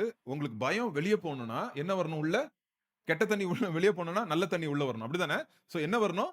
அவருடைய அன்புன்ற அலை வந்து நம்ம இருதயத்துல அப்படியே வந்து கழுவணும் நம்ம இருதயத்தை. ಅಲ್ಲಿ ಸಾಮಾನ್ಯವಾಗಿ ಹಳೆ ನೀರು ಹೋಗ್ಬೇಕು ಅಂತಂದ್ರೆ ಹೊಸ ನೀರು ಅದನ್ನ ಕೊಚ್ಚಿಕೊಂಡು ಹೋಗ್ಬೇಕು. ಅದೇ ರೀತಿಯಾಗಿ ಹೆದರುವಿಕೆ ಹೊರಟು ಹೋಗ್ಬೇಕು ಅಂತಂದ್ರೆ ದೇವರ ಪರಿಪೂರ್ಣ ಪ್ರೀತಿ ನಮ್ಮ ಒಳಗೆ ಬರಲ್ಪಡಬೇಕು. சோ ஆண்டவர் சொல்றாரு, ದೇವರು ಹೇಳ್ತಾ ಇದ್ದಾರೆ, நான் உனக்கு அன்பு தரேன். ನಾನ್ ನಿನಗೆ ಪ್ರೀತಿ ಕೊಡ್ತೀನಿ. எப்படி கொடுத்தாரு? ಹೇಗೆ ಕೊಡ್ತಾ ಇದ್ದಾರೆ? அந்த பாருங்க, 1 யோவான் 4வது அதிகாரம் 9வது வசனம் பாருங்க. 1 ಯೋಹಾನ 4ನೇ ಅಧ್ಯಾಯ 9ನೇ ವಚನ. தம்முடைய ஒரே பேரான குமாரனாலே நாம் பிழைக்கும்படிக்கு தேவன் அவரை ஆ. தேவன் அவரை உலகத்திலே அனுப்பினதினால் தேவன் நம்மேல் ஓகே. அது பேட்டரி போயிடுச்சு நினைக்கிறேன். ஓகே. சோ என்ன ஆயிருச்சு? நம்மளுக்கு அன்பு இப்படிதான் நம்ம பார்த்தோம். எப்படி பார்த்தோம்? ஒரே பேரான குமாரன் நம்மளுக்கு வந்து ஆண்டவர் வந்து கொடுத்துட்டார். ಅಲ್ಲಿ ಒಬ್ಬನೇ ಒಬ್ಬ ಮಗನನ್ನ ಈ ಲೋಕಕ್ಕಾಗಿ ಕಳುಹಿಸಿ ಕೊಡಲ್ಪಟ್ಟಿದ್ದಾನೆ. என் லைஃப்ல இருந்த நாசம், மோசம், பாவம், கெட்டது, எல்லா நெகட்டிவ் காரியம், என் லைஃப்ல இருக்க எல்லா நெகட்டிவ் காரியம் எல்லாத்தையும் ஏசப்பா சுமந்துக்கிட்டார். அவர் எடுத்துக்கிட்டார். ಅಲ್ಲಿ ನನ್ನ ಜೀವಿತದಲ್ಲಿರ್ತಕ್ಕಂಥ ನಾಶದ ಕಾರ್ಯಗಳಾಗಿರಬಹುದು, ಪ್ರತಿಯೊಂದು ನಕಾರಾತ್ಮಕವಾಗಿರ್ತಕ್ಕಂಥ ಪ್ರತಿಯೊಂದು ವಿಷಯಗಳನ್ನ ಯೇಸು ತನ್ನ ಮೇಲೆ ಹೆಗಲ ಮೇಲೆ ಹೊತ್ತುಕೊಳ್ಳಲ್ಪಟ್ಟಿದ್ದಾನೆ. அவரு எனக்கு வந்து அவருடைய கீழ்ப்படிதல், அவருடைய பரிசுத்தம், அவருடைய அன்பு, அவருடைய பொறுமை எல்லாத்தையும் ஏசப்பா வந்து எனக்கு டம்ப் பண்றாரு. எனக்கு குடுக்குறாரு. ಅವರಲ್ಲಿರ್ತಕ್ಕಂತ ಪರಿಶುದ್ಧತೆ ಆಗಿರ್ಬೋದು, ವಿಧೇಯತೆ ಆಗಿರ್ಬೋದು, ಕೃಪೆ, ಕರುಣೆ ಇವೆಲ್ಲವುಗಳನ್ನ ನನ್ನ ಮೇಲೆ ಆತನು சோ ಕೊಡುವಂತವನಾಗಿದ್ದಾನೆ. என்ன ஆகுது இப்படி இருக்கும்போது, ಈ ರೀತಿಯಾಗಿರ್ಬೇಕಾದ್ರೆ ಏನಾಗ್ತಾ ಇದೆ, பயம் கொஞ்சம் கொஞ்சமா போயிருதுங்க. ಅಲ್ಲಿ ಭಯವು ಸ್ವಲ್ಪ ಸ್ವಲ್ಪ ಹಂತ ಹಂತವಾಗಿ ಅದು ಕಡಿಮೆ ಆಗ್ತಾ ஒரு சின்ன ಹೋಗ್ತದೆ. உதாரணம் சொல்றேன். எங்க வீட்ல ஒரு குட்டி பூனை வந்துச்சு. எங்க பழைய வீட்ல. ಆ ಅಣ್ಣನವರ ಹಳೆಯ ಮನೆಯಲ್ಲಿ ಒಂದು ಚಿಕ್ಕದಂತ ಬೆಕ್ಕು ಬಂತು. அந்த குட்டி பூனைய வந்து கார் கீழ போய் உட்கார்ந்துருச்சு. கார் இல்ல, அந்த பைக் அந்த பக்கம் வந்து உட்கார்ந்துருச்சு. தப்பி வந்துருச்சு எங்கேயோ குட்டி. தொட போறோம். அது உர்ரு உர்ருன்னு கத்துது, கோவப்படுது. ಅಲ್ಲಿ ಏನಪ್ಪಾ ಅಂತಂದ್ರೆ ಬೈಕ್ ನ ಕೆಳಭಾಗದಲ್ಲಿ ಅದು ಕೂತ್ಕೊಂಡಿದೆ. ಏನಪ್ಪಾ ಅಂತಂದ್ರೆ ಎಲ್ಲ ತಪ್ಪಿಸ್ಕೊಂಡು ಬರಲ್ಪಟ್ಟಿದೆ. ಅದನ್ನ ಮುಟ್ಟೋದಿಕ್ ಹೋದ್ರೆ ಏನಪ್ಪಾ ಅಂತಂದ್ರೆ ಅದು ಒಂದ್ ರೀತಿಯಾಗಿ ಶಬ್ದವನ್ನು ಮಾಡ್ತಾ ಇದೆ, கோவப்படுது, ಕೋಪ ಮಾಡ್ಕೊಳ್ತಾ ಇದೆ, பயப்படுது. ಭಯ ಪಡ್ತಾ ಇದೆ. எனக்கு நல்ல ஆசை தான். அத வந்து காப்பாத்தணும்னு ஆசைப்படுறேன். பட் என்ன விட மாட்டேங்குது அது. காப்பாத்த. ಅಲ್ಲಿ ನನಗೆ ಒಳ್ಳೆ ಆಸೆನೆ ಅದನ್ನ ಕಾಪಾಡಬೇಕೆಂಬುದಾಗಿ ಆದ್ರೆ ಕಾಪಾಡೋದಕ್ಕೆ ಆಗ್ತಾ ಇಲ್ಲ. நான் கிட்ட போறேன். அது வந்து கோவப்படுது. எல்லாரும் பிடிக்க பார்க்கிறோம். அது கோவப்படுது. ಅಲ್ಲಿ ನಾನು ಹತ್ರ ಹೋಗೋದಕ್ಕೆ ನೋಡ್ತಾ ಇದ್ದೀನಿ, ಆದ್ರೂ ಕೂಡ ಕೋಪ ಮಾಡ್ಕೊಳ್ತಾ ಇದೆ. ಅದರಿಂದ ಸಾಧ್ಯ ಆಗ್ತಾ ಇಲ್ಲ. அப்புறம் என்ன பண்ணோம்? ಅದಾದ ನಂತರದಲ್ಲಿ ಏನ್ ಮಾಡಿದ್ವಿ, சரி, ஓகே. ಪರವಾಗಿಲ್ಲ, அது பயப்படுது. சரி, நம்ம என்ன பண்ணோம்? கொஞ்சம் பால் எடுத்து வச்சோம் வெளிய. ಸರಿ ಭಯ ಪಡ್ತಾ ಇದೆ, ಪರವಾಗಿಲ್ಲ ಎಂಬುದಾಗಿ ಸ್ವಲ್ಪ ಹಾಲನ್ನು ಹೊರಗಡೆ ಇಟ್ವಿ. அப்போ வந்து என்ன பண்ணுச்சு? நம்ம இருக்க வரைக்கும் குடிக்கல. நம்ம உள்ள போனோனே என்ன பண்ணுது? வந்து அந்த பால குடிக்குது. ನಾವ್ ಇರುವವರೆಗೂ ಬಂದು ಕುಡಿಲಿಲ್ಲ, ನಾವು ಒಳಗಡೆ ಹೋದ ತಕ್ಷಣವಾಗಿ ಬಂದು ಹಾಲನ್ನು ಕುಡಿತಾ ಇದೆ. அப்புறம் குடிச்சிருச்சு. அப்புறம் வெளிய வந்தா திருப்பಿ ஓடிருது. ಅಲ್ಲಿ ಕುಡಿದ ನಂತರದಲ್ಲಿ ನಾವು ಹೊರಗಡೆ ಬಂದ ತಕ್ಷಣ ಪುನಃ ಓಡಿ ಹೋಗ್ತಾ ಇದೆ. So இப்படி 2, 3 நாள் பண்ணோம். ಈ ರೀತಿಯಾಗಿ 2-3 ದಿವಸ ಮಾಡಿದ್ವಿ. அப்புறம் என்னாச்சு? கொஞ்சம் வீட்டு வாசல் வரைக்கும் வந்துச்சு. ಸ್ವಲ್ಪ ದಿವಸಗಳ ನಂತರದಲ್ಲಿ ಮನೆಯ ಬಾಗಿಲವರೆಗೆ ಬಂತು. அப்புறம் கொஞ்ச நாள் ஹாலுக்கு வந்துச்சு.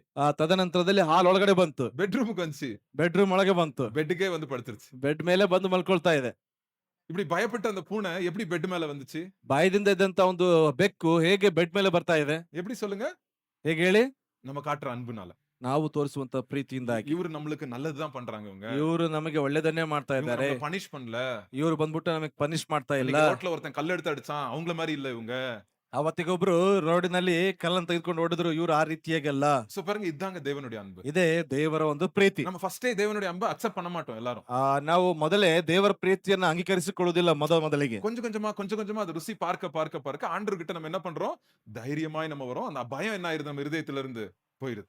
ಅಲ್ಲಿ ಹಂತ ಹಂತವಾಗಿ ದೇವರ ಒಂದು ಪ್ರೀತಿಯನ್ನು ರುಚಿ ನೋಡುವಂತವರಾಗಿ ಬರ್ತೇವೆ. ಅದಾದ ನಂತರದಲ್ಲಿ ಹಂತವಾಗಿ ಒಂದು ಭಯ ಅಂತಕ್ಕಂಥದ್ದು ನಮ್ಮನ್ನು ಬಿಟ್ಟು ಹೋಗ್ತದೆ. சோ இந்த பரிபூரண அன்பு, பூரண அன்பில என்ன நினைக்கிறோம்?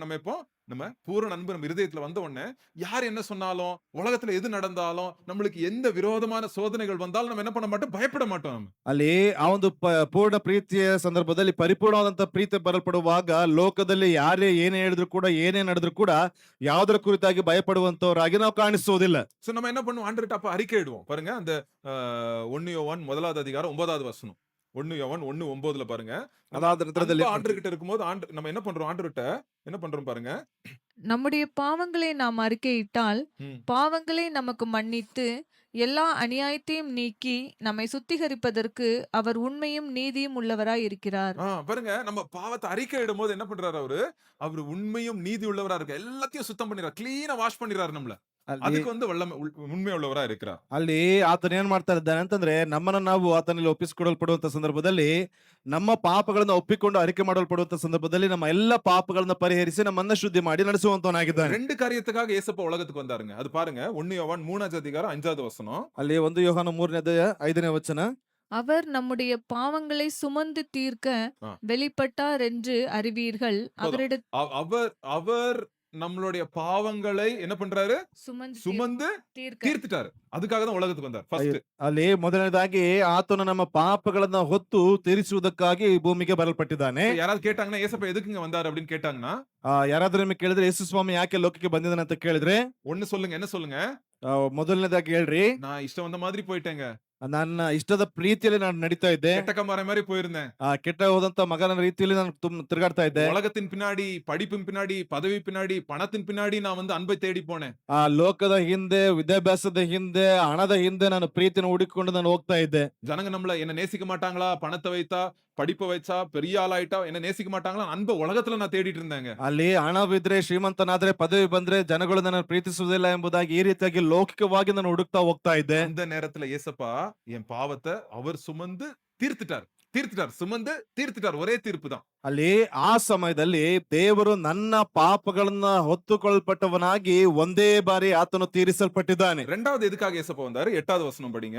ಎರಡನೇದಾಗಿ ಯಾವ ಕಾರಣಕ್ಕಾಗಿ ಬಂದಿದ್ದಾನೆ? 8ನೇ ವಚನ. பாவம் செய்கிறவன் பிசாசினால் உண்டாயிருக்கிறான். ஏனெனில் பிசாசானவன் ஆதிமுதல் பாவம் செய்கிறான். பிசாசினுடைய கிரியைகளை அழிக்கும்படிக்கே பிசாசின் கிரியைகளை அழிக்கும்படிக்கு தேவனுடைய குமாரன் வெளிப்பட்டார். எதுக்கு வெளிப்பட்டாரு? பிசாசின் கிரியவை அழிக்கிறதுக்குங்க. ಅಲ್ಲಿ ಸೈತಾನನ್ನ ಲಯ ಮಾಡುವುದಕ್ಕಾಗಿ ಆತನು ಬರಲ್ಪಟ್ಟಿದ್ದಾನೆ. சோ பாருங்க, ரெண்டு காரியம். என் பாவத்தை சுமந்து தீர்த்தார், ಅಲ್ಲಿ ನನ್ನ ಪಾಪಗಳನ್ನ ಹೊತ್ತು ತೀರಿಸಲ್ಪಟ್ಟಿದ್ದಾನೆ. பிசாசின் கிரியைகளை அழிக்கிறதுக்கு வந்தார். ಸೈತಾನನ ಕೆಲಸಗಳನ್ನ ಲಯ ಮಾಡುವುದಕ್ಕಾಗಿ இந்த ಬರಲ್ಪಟ್ಟಿದ್ದಾನೆ. ரெண்டு காரியத்தை நம்ம ஞாபகம் வச்சுக்கணும். ஏசப்பா இதுக்காக தான் உலகத்துக்கு வந்தார். ಈ ಎರಡು ಕಾರ್ಯಗಳನ್ನ ನಡೆಸುವುದಕ್ಕಾಗಿ ಯೇಸು ಕ್ರಿಸ್ತನ ಈ ಲೋಕಕ್ಕೆ ಬರಲ್ಪಟ್ಟಿದ್ದಾನೆ. யாரு கேட்டாலும் இதை சொல்லுங்க நீங்க. ಯಾರು ಕೇಳಿದ್ರು ಇದನ್ನ ಹೇಳ್ರಿ. ஏன்னா இதான் யோவான் சொல்றார். இயேசு கிறிஸ்து கூடயே இருந்த சீசர் இதை சொல்றார். ಅಲ್ಲಿ ಯೇಸುವಿನ ಜೊತೆಯಲ್ಲೇ ಇದ್ದಂತ ಶಿಷ್ಯನು ಈ ಮಾತನ್ನ ಹೇಳ್ತಾ ಇದ್ದಾನೆ. சோ இப்ப என்ன ஆயிருது நம்மளுக்கு? அந்த ஏசப்பா கிட்ட வரும்போது நம்மளுக்கு அந்த 5வது அதிகாரம் 1வது வசனம் படிங்க. ಅಲ್ಲಿ ಯೇಸುವಿನ ಬಳಿಗೆ ಬರುವಾಗ 5ನೇ ಅಧ್ಯಾಯದ ಮೊದಲ ವಚನ, இயேசுவானவரே கிறிஸ்து என்று ம். விசுவாசிக்கிற எவனும் தேவனால் பிறந்திருக்கிறான்.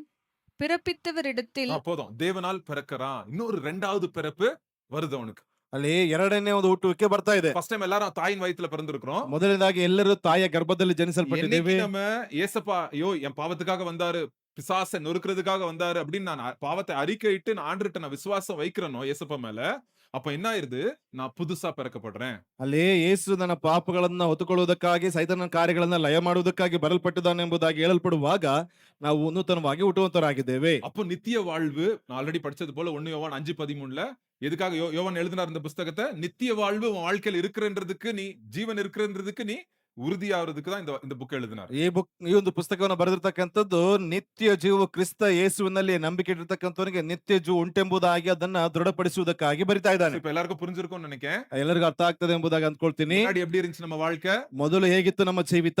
ஏசப்பா வந்தவனே என்னெல்லாம் பண்ணாருன்னு நம்ம பார்த்தோம். எதுக்காக வந்தாரு, என்ன பண்ணாருன்னு நம்ம பார்த்தோம். ಯೇಸು ಸ್ವಾಮಿ ಯಾವ ಕಾರಣಕ್ಕಾಗಿ ಬರಲ್ಪಟ್ಟಿದ್ದಾರೆ, ಏನೆಲ್ಲ ಮಾಡಲ್ಪಟ್ಟಿದ್ದಾರೆ ಎಂಬುದಾಗಿ ಗಮನಿಸಿದ್ವಿ. இப்ப அடுத்த ஸ்டெப்பும் பேசுறாரு. ಇನ್ನು ಮುಂದಿನ ಒಂದು ಹಂತದಲ್ಲಿ ಮಾತನಾಡ್ತಾ ಇದ್ದಾರೆ. ஆமாயா, நான் என் உலகத்துல அன்பு தேடிட்டு இருந்தேன், பயத்தோட இருந்தேன். ஏசப்பா வந்தாரு, என் லைஃப மாத்திட்டாரு.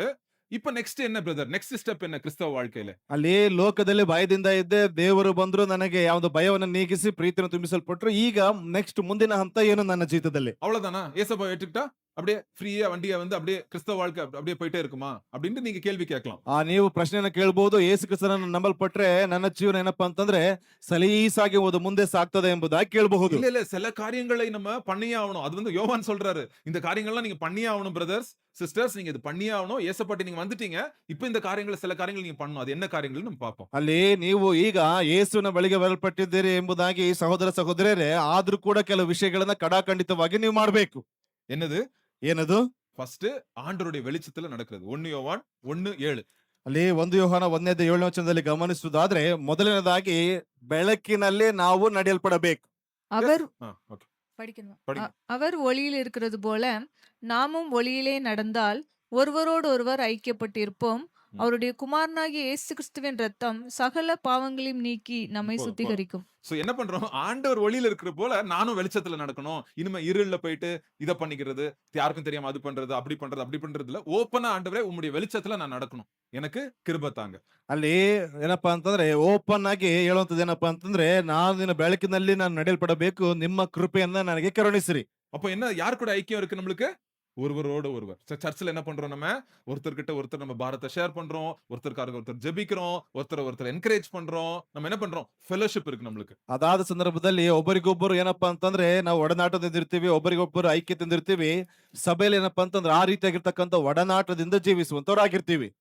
சோ ஃபர்ஸ்ட் என்னது? வெளிச்சத்துல நடக்கிறோம். ಮೊದಲನೇದಾಗಿ ಬೆಳಕಿನಲ್ಲಿ ನಡೆಯುವಂತದ್ದು, ஐக்கியத்துல இருக்கிறோம். ಐಕ್ಯತೆಯಲ್ಲಿ ಜೀವಿಸುವಂತದ್ದು. மூணாவது என்னதுன்னா 1 யோவான் 2வது அதிகாரம் 3வதுல இருந்து 6வது வசனம் என்ன பண்றோம்னா, அத பாக்குறோம்னா ஆண்டவருடைய கட்டளைக்கு கீழ்ப்படிக்கிறோம். ಅಲ್ಲಿ 2ನೇ ಅಧ್ಯಾಯದ 3ರಿಂದ 6ನೇ ವಚನದಲ್ಲಿ ಗಮನಿಸುವುದಾದ್ರೆ, ಆತನ ಆಜ್ಞೆಗಳನ್ನ ಕೈಗೊಂಡು ನಡೆಯಲ್ಪಡುವಂತದ್ದು. வசனம் படிங்க. 1 யோவான் 2:5. 1 ಯೋಹಾನ 2:5 ಓದ್ರಿ.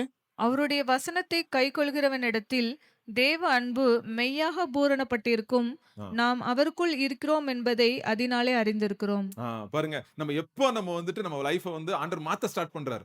நம்ம என்னைக்கு நம்ம ஏசப்பட்டவரோ அவர் லைஃப் நம்ம லைஃப ಚೇಂಜ್ பண்றதுக்கு ஸ்டார்ட் பண்றாரு. ಅಲ್ಲಿ ಯಾವಾಗ ನಾವು ಒಪ್ಪಿಸಿಕೊಡ್ತೀವೋ ಆಗ ನಮ್ಮ ಜೀವಿತವನ್ನು ಬದಲಾಯಿಸುವುದಕ್ಕೆ ಅವರು ಪ್ರಾರಂಭ ಮಾಡ್ತಾ ಇದ್ದಾರೆ. சோ சேஞ்ச் ஆகும்போது என்ன பண்றோம்? ஆண்டவரே உம்முடைய வெளிச்சத்துல நடக்கிறேன், சபை ஐக்கியத்துல நடக்கிறேன், ಅಲ್ಲಿ ನಿಮ್ಮ ಬೆಳಕಿನಲ್ಲಿ ನಡೀತಾ ಇದ್ದೇನೆ, ಸಭೆಯ ಐಕ್ಯತೆಯಲ್ಲಿ ನಡೀತಾ ಇದ್ದೀನಿ. உம்முடைய சத்தியம் என்ன சொல்லுதோ உம்முடைய சத்தியத்தின்படி நான் வாழ்றதுக்கு ஆசைப்படுறேன். ನಿಮ್ಮ ಒಂದು ಸತ್ಯದ ಕೆಳಗೆ ಜೀವಿಸಲ್ಪಡಬೇಕೆಂಬುದಾಗಿ ಆಸೆ ಪಡ್ತಾ ಇದ್ದೀನಿ.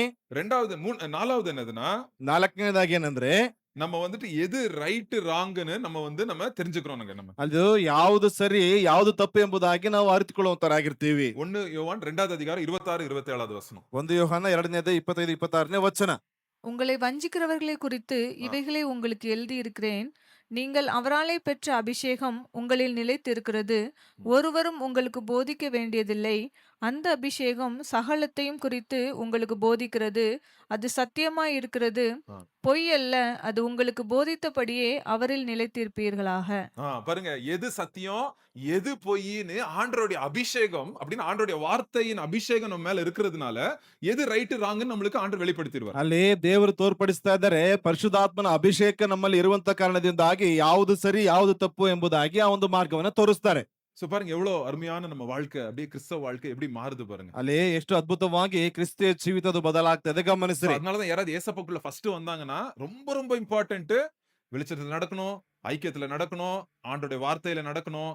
அப்பதான் ரைட் ராங் எதுன்னு நம்மளுக்கு தெரியுங்க. ಅಲ್ಲಿ ಯಾರಾದ್ರೂ ಕ್ರಿಸ್ತನಲ್ಲಿ ಬರುವಂತ ಸಂದರ್ಭದಲ್ಲಿ ಏನಪ್ಪಾ ಅಂತಂದ್ರೆ ಅವರು ಬೆಳಕಿನಲ್ಲಿ ನಡೆಯಬೇಕು, ಐಕ್ಯತೆಯಲ್ಲಿ ನಡೆಯಬೇಕು, ಪರಿಶುದ್ಧಾತ್ಮನ ಅಭಿಷೇಕದ ಮೂಲಕವಾಗಿ ಯಾವುದು ಸರಿ ಯಾವುದು ತಪ್ಪು ಎಂಬುದಾಗಿ ತಿಳಿದುಕೊಳ್ಳುವಂತವರಾಗಿರ್ಬೇಕು. எல்லாத்துக்கும் மேல ஒரு பெரிய அடையாளம் இருக்கு. எப்படி நீ ஆண்டவருடைய பிள்ளையா இல்லையா அப்படின்றதுக்கு ஒரு பெரிய ஒரு அடையாளம் இருக்கு. அவர் நிறைய இடத்துல சொல்லியிருக்கிறாரு. சில வசனங்களை படிப்போம். ಅಲ್ಲಿ ಯಾವ ರೀತಿಯಾಗಿ ನೀನು ಅಥವಾ ದೇವರ ಮಗನ ಅಥವಾ ಮಗಳು ಎಂಬುದಾಗಿ ಗುರುತು ಎಂಬುದಾಗಿ ಅನೇಕ ವಚನಗಳನ್ನು ಹೇಳಲ್ಪಟ್ಟಿದ್ದಾರೆ. ಅದು ಕೆಲವಲ್ಲಿ ನಾವು ತಿಳಿದುಕೊಳ್ಳೋಣ.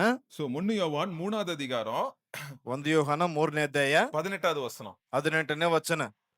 என் பிள்ளைகளே, வசனத்தினாலும் நாவினாலும் அல்ல, கிரியையினாலும் உண்மையினாலும் அன்பு கூற கடவோம்.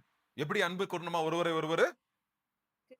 வாயினால ஐ லவ் யூ சொல்றது மட்டுமல்ல, நம்ம என்ன பண்றோம்? நம்ம கிரியையினாலே நீங்க நேசிக்கணும் அப்படின்னு சொல்றாரு. ಅಲ್ಲಿ ನಾನು ಪ್ರೀತಿ ಮಾಡ್ತೇನೆ ಎಂಬುದಾಗಿ ಹೇಳುವಂತದ್ದು ಕೇವಲ ಬರೀ ಮಾತಿನಿಂದಾಗಲಿ ಅಥವಾ ಬಾಯಿ ಪ್ರಚಾರದಿಂದಾಗಲಿ ಅಲ್ಲ, ಕಾರ್ಯಗಳ ಮೂಲಕವಾಗಿ ಕೃತ್ಯಗಳ ಮೂಲಕವಾಗಿ ತೋರಿಸಬೇಕು.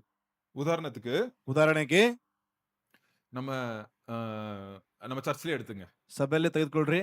ஒருத்தர் கஷ்டப்பட்டுட்டு இருக்காரு. ಒಬ್ರು ಕಷ್ಟಪಡ್ತಾ ಇದ್ದಾರೆ. அவர் கஷ்டப்படுறாரு நம்மளுக்கு தெரியும். ಅವ್ರು ಕಷ್ಟಪಡ್ತಾ ಇದಾರೆ ಎಂಬುದಾಗಿ ಗೊತ್ತಿದೆ ನಮಗೆ. அந்த உதவி செய்யறதுக்கு நம்மளுக்கு சக்தி இருக்கு. ಆ ಒಂದು ಸಹಾಯವನ್ನು ಮಾಡೋದಕ್ಕೆ ನಮ್ಮಲ್ಲಿ ಶಕ್ತಿ ಇದೆ. இப்ப நான் நிஜமா நேசிக்கிறேன்னா, ನಿಜವಾಗಿ ನಾನು ಪ್ರೀತಿಸ್ತಿದ್ದೇನೆ. நான் என்ன அட்லீஸ்ட் அவருக்கு ஹெல்ப் பண்றதுக்கு முழுசான ஹெல்ப் பண்ணலனா கொஞ்சமாவது ஹெல்ப் பண்றதுக்கு நான் என்ன பண்ணுவேன்? ட்ரை பண்ணுவேன். ಅವರಿಗೆ ಏನಪ್ಪಾ ಅಂದ್ರೆ ಸಂಪೂರ್ಣವಾಗಿ ಸಹಾಯ ಮಾಡೋದಕ್ಕೆ ಆಗದೇ ಇದ್ರೂ ಕೂಡ ಅಟ್ಲೀಸ್ಟ್ ನಮ್ಮಿಂದ ಕೈಯಲ್ಲಾದಷ್ಟು ಮಟ್ಟಿಗೆ ಸಹಾಯವನ್ನ ಮಾಡ್ತೀವಿ. சோ ஒருவரை ஒருவர் நேசிப்பது. ಅಲ್ಲಿ ಒಬ್ಬರನ್ನೊಬ್ಬರು ಪ್ರೀತಿಯಲ್ಲಿ ನಡೆಸಿಕೊಳ್ಳುವಂತದ್ದು. யோவான் 4:11 பாருங்க. 1 ಯೋಹಾನ 4:11ನೇ ವಚನ ಓದ್ರಿ. பிரியமானவர்களே, தேவன் இவ்விதமாய் நம்மிடத்தில் அன்பு கூர்ந்திருக்க, நாமும் ஒருவரிடத்தில் ஒருவர் அன்பு கூற கடனாளிகளாயிருக்கிறோம். பாருங்க, ஆண்டவர் அன்பை நம்ம வாங்கிட்டோம், ருசி பார்த்துட்டோம், டேஸ்ட் பண்ணிட்டோம். நம்மளும் பத்தி ஒருவரை ஒருவர் நேசிக்கிறதுக்கு கடனாளிகளா இருக்கிறோம். ಅಲ್ಲಿ ನಾವು ದೇವರ ಪ್ರೀತಿಯನ್ನ ರುಚಿ ನೋಡಲ್ಪಟ್ಟಿದ್ದೇವೆ. ಅದೇ ರೀತಿಯಾಗಿ ನಾವು ಕೂಡ ಒಬ್ಬರನ್ನೊಬ್ಬರನ್ನ ಪ್ರೀತಿಸುವಂತ ಹಂಗಿನಲ್ಲಿ ಇರುವಂತವರಾಗಿ ಇದ್ದೇವೆ. ரொம்ப ரொம்ப முக்கியங்க. ತುಂಬಾ ಮುಖ್ಯವಾದಂತದ್ದು. வாழ்க்கையின் அடையாளம் இவன் தான் கிறிஸ்தவனுடைய சீசன் அல்ல அப்படின்றதுக்கு ஒரே ஒரு அடையாளம், மற்றவர்களை நம்ம எந்த விதமாய் ನಡಮುರೆಯಲ್ಲಿ ಆಕ್ಷನ್ಸ್ ನಮ್ಮ ನೇಸಿக்கிறோம். ಅದ ಮುಖ್ಯ. ಅಲ್ಲಿ ಈತನು ನಿಜವಾದಂತ ಕ್ರೈಸ್ತನ ಅಥವಾ ಕ್ರೈಸ್ತರನ್ನು ಹಿಂಬಾಲಿಸುವಂತವನು ಎಂಬುದಾಗಿ ಗಮನಿಸಲ್ಪಡಬೇಕಾದ್ರೆ ಆತನ ನಡವಳಿಕೆಯ ಮೂಲಕವಾಗಿ ಯಾವ ರೀತಿಯಾಗಿ ಪ್ರೀತಿಯನ್ನು ಪ್ರಚುರಪಡಿಸ್ತಾ ಇದ್ದಾನೆ ಎಂಬುದಾಗಿ ரொம்ப ரொம்ப முக்கியம் நம்ம life. ಇದು ತುಂಬಾ ತುಂಬಾ ಮುಖ್ಯವಾಗಿರ್ತಕ್ಕಂಥದ್ದು. ಬಾಯಿಲ ನೇಸಿக்கிறನಾ ಇಲ್ಲಾಟಿ செயல்ல ನೇಸಿக்கிறನಾ?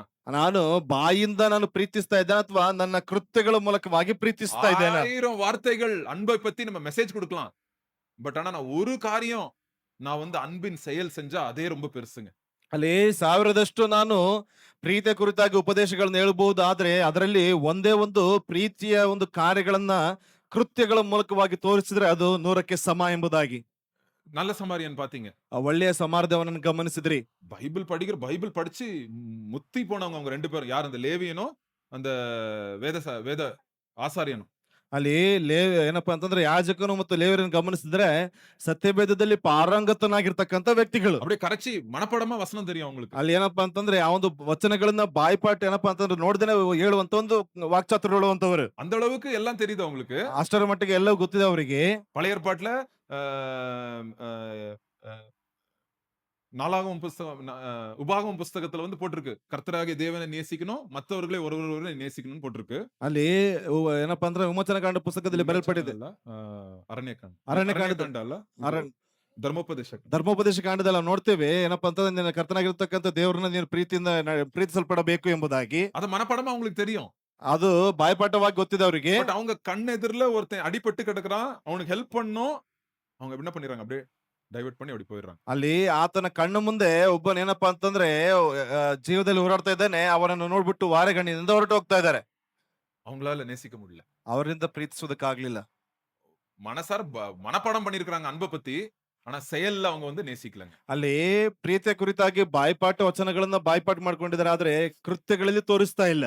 அன்புனா தியாகங்க. ಅಲ್ಲಿ ಪ್ರೀತಿ ಎಂಬುದಾಗಿ ಹೇಳುವಾಗ ತ್ಯಾಗ. நம்ம இஷ்டம் வந்த மாதிரி நம்மளுக்கு ಕಂಫರ್ಟಬಲ್ இருக்காது ಅன்பು செய்யறது. ಅಲ್ಲಿ ಪ್ರೀತಿಸುವಂತದ್ದು ನಮ್ಮ ಒಂದು ಏನಪ್ಪಾ ಅಂತಂದ್ರೆ ಏನಪ್ಪಾ ಅಂದ್ರೆ ಆರಾಮದಾಯಕವಾದಂತ ಜೀವಿತದ ರೀತಿಯಲ್ಲಿ ಇರುವುದಿಲ್ಲ. நிறைய வாட்டி நம்ம நேசிப்போம், நம்ம ஏதாவது நல்லது செய்வோம், அதுக்கு நம்மளுக்கு அவங்களுக்கு தேங்க்யூ கூட சொல்ல மாட்டாங்க நிறைய வாட்டி. ಅನೇಕ ಬಾರಿ ನಾವೇನಾದ್ರೂ ಅವರಿಗೆ ಒಂದು ಒಳ್ಳೆ ಕಾರ್ಯಗಳನ್ನು ಮಾಡಿರ್ತೇವೆ, ಅದಕ್ಕೆ ಹಿಂತಿರುಗಿ ಕೃತಜ್ಞತೆಯನ್ನು ಕೂಡ ಅವರು ತಿಳಿಸುವುದಿಲ್ಲ.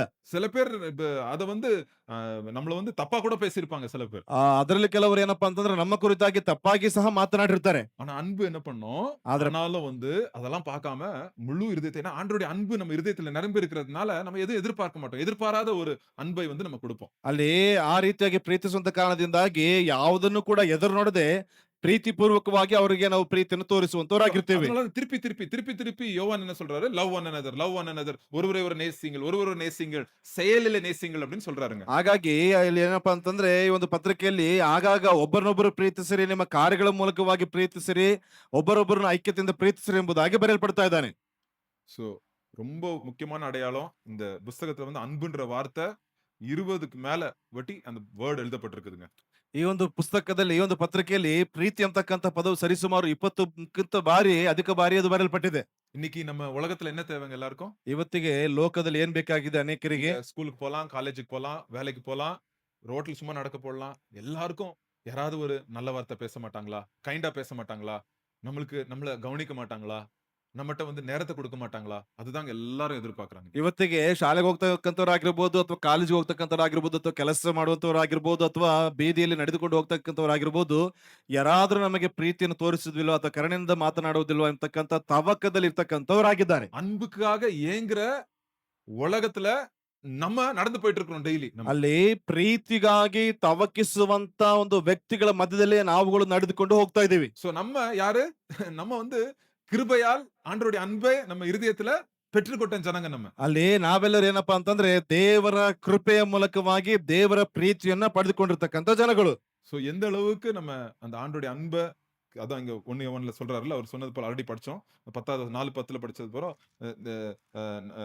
இல்ல 11 4:11 சொன்னது போல, தேவன் நம்மளை இந்த விளவாய் நேசித்ததுனால நம்மளும் என்ன பண்ணணுமா, ஒருவர் நேசிக்கணும். ಅಲ್ಲಿ 1 ಯೋಹಾನ 4:11 ಗಮನಿಸಿದಂತ ರೀತಿಯಲ್ಲಿ ದೇವರು ನಮ್ಮನ್ನ ಪ್ರೀತಿಸಿದಂತ ಕಾರಣದಿಂದಾಗಿ ನಾವು ಒಬ್ಬರನ್ನೊಬ್ಬರು ಪ್ರೀತಿಸುವಂತ ಹಂಗಿನಲ್ಲಿ ಇದ್ದೇವೆ ಎಂಬುದಾಗಿ. நான் ஒருவேளை நான் நேசிக்கல, ஹேட் பண்றேன், ஒருத்தர் வந்து நான் ஹேட் பண்றேன் அப்படின்னா நான் இன்னும் இருள்ல இருக்கிறேன் அப்படின்னு சொல்லுது 2வது அதிகாரம் 9வது வசனம். ಅಲ್ಲಿ 2ನೇ ಅಧ್ಯಾಯದ 9ನೇ ವಚನದಲ್ಲಿ ನಾವು ಗಮನಿಸುವುದಾದ್ರೆ, ನಾವು ಯಾರನ್ನಾದ್ರೂ ಇನ್ನೂ ಕೂಡ ದ್ವೇಷಿಸ್ತೇವೆ ಎಂಬುದಾಗಿ ಹೇಳುವಂತದ್ದಾದ್ರೆ ನಾವು ಇನ್ನೂ ಕೂಡ ಕತ್ತಲೆಯಲ್ಲಿ ಜೀವಿಸುವಂತವರು ಆಗಿದ್ದೇವೆ ಎಂಬುದಾಗಿ. 2:9. 2ನೇ 9ನೇ. ஒளியிலே இருக்கிறேன் என்று சொல்லியும் தன் சகோதரனை பகைக்கிறவன் இதுவரைக்கும் இருளிலே இருக்கிறான். பாருங்க, நம்ம ஒளியில இருக்கிறேன்னு சொல்றோம், நான் சர்ச்சுக்கு போறேன், கிறிஸ்டியன்னு சொல்றோம், ஆனா நம்ம ஒருத்தர வெறுப்பு நம்ம அவங்க மேல இருந்துச்சுன்னா நம்ம இன்னும் இருள்ல இருக்கிறோம்னு வசனம் சொல்லுது. ಅಲ್ಲಿ ನಾನು ಸಭೆಗೆ ಹೋಗ್ತೇನೆ, ಆರಾಧನೆಯಲ್ಲಿ ಪಾಲ್ಗೊಳ್ತೇನೆ, ಆದ್ರೆ ಒಬ್ಬರ ಮೇಲೆ ಇನ್ನೂ ದ್ವೇಷ ಇದೆ ಎಂಬುದಾಗಿ ಹೇಳುವುದಾದ್ರೆ ದೇವರು ನಾವಿನ್ನೂ ಕೂಡ ಕತ್ತಲಲ್ಲಿ ಜೀವಿಸುವಂತವರಾಗಿದ್ದೇವೆ. சரி, எல்லாம் பார்த்துட்டோம். கடைசியாக வந்துட்டு இந்த உலகத்துல நமக்கு போராட்டம் இருக்கு. ಈ ಲೋಕದಲ್ಲಿ ನಮಗೆ ಹೋರಾಟಗಳು ಇದೆ. எப்படி நம்ம ஜெயிப்போம், ಹೇಗೆ ಅದನ್ನು ಜಯಿಸುವಂತದ್ದು, அதை கூட வந்து அப்போஸ்தலன் யோவான் வந்து எழுதுறார். ಅದನ್ನು ಕೂಡ ಏನಪ್ಪಾ ಅಂತಂದ್ರೆ ಯೋಹಾನನಲ್ಲಿ ಬರೆಯಲ್ಪಡ್ತಾ ಇದ್ದಾನೆ. இங்க வந்து என்ன சொல்றாரு, நம்ம 2வது அதிகாரத்துல முதலாவது 1 யோவான் 3வது அதிகாரத்துல என்ன சொல்றாருன்னா, நம்ம தொடர்ந்து நம்ம ஆண்டவருடைய பிள்ளைங்க நம்ம தொடர்ந்து பாவத்துல நம்ம ஈடுபட மாட்டோமா. ಅಲ್ಲಿ ದೇವರ ಮಕ್ಕಳು ಏನಪ್ಪಾ ಅಂತಂದ್ರೆ ಮುಂದುವರೆದ ಕಾರ್ಯಗಳಲ್ಲಿ ಏನಪ್ಪಾ ಅಂದ್ರೆ ಪಾಪದಲ್ಲಿ ಅವರು ಸಿಕ್ಕಿಕೊಳ್ಳುವುದಿಲ್ಲ. 6வது வசனம் பாருங்க, 3வது அதிகாரம் 6வது வசனம். 3ನೇ 6ನೇ ವಚನ. அவரில் நிலைத்திருக்கிற எவனும் அவனில் நிலைத்திருக்கிற இவனன் பாவம் செய்கிறதில்லை. பாவம் செய்கிறதில்லை. பாவம் செய்கிற எவனும் ஆ, அவரை காணவும் இல்லை, அவரை அறியவும் இல்லை. பாருங்க இது வந்து கண்ணுங்க என்னைக்கும் நம்ம கிரீக் பைபிளோட படிக்கும்போது பாவம் செய்யறத பத்தி போடல. இங்கிலீஷ்ல வந்து கிளீனா போட்டிருக்கு. those who practices sin அப்படின்னா தொடர்ந்து பாவங்களை அவன் ஆண்டருக்குள்ள இருக்கிறவன் தொடர்ந்து அதே பாவத்துல உழுந்துட்டே இருக்க மாட்டான் அவன். ಅಲ್ಲಿ ಏನಪ್ಪಾ ಅಂತಂದ್ರೆ ಯಥಾ ಪ್ರಕಾರವಾಗಿ ಪುನರಾವರ್ತನೆಯ ಒಂದು ಏನಪ್ಪಾ ಅಂದ್ರೆ ಪಾಪಗಳನ್ನ ಆತನು ಮಾಡುವಂತವನಾಗಿ ಇರುವುದಿಲ್ಲ. அதுதான் வந்து இந்த 4வது வசனத்துல இருந்து இந்த 10வது வசனம் வரைக்கும் அதுதான் சொல்லுது. அத ಅದನ್ನೇ பத்தி தான் பேசுது.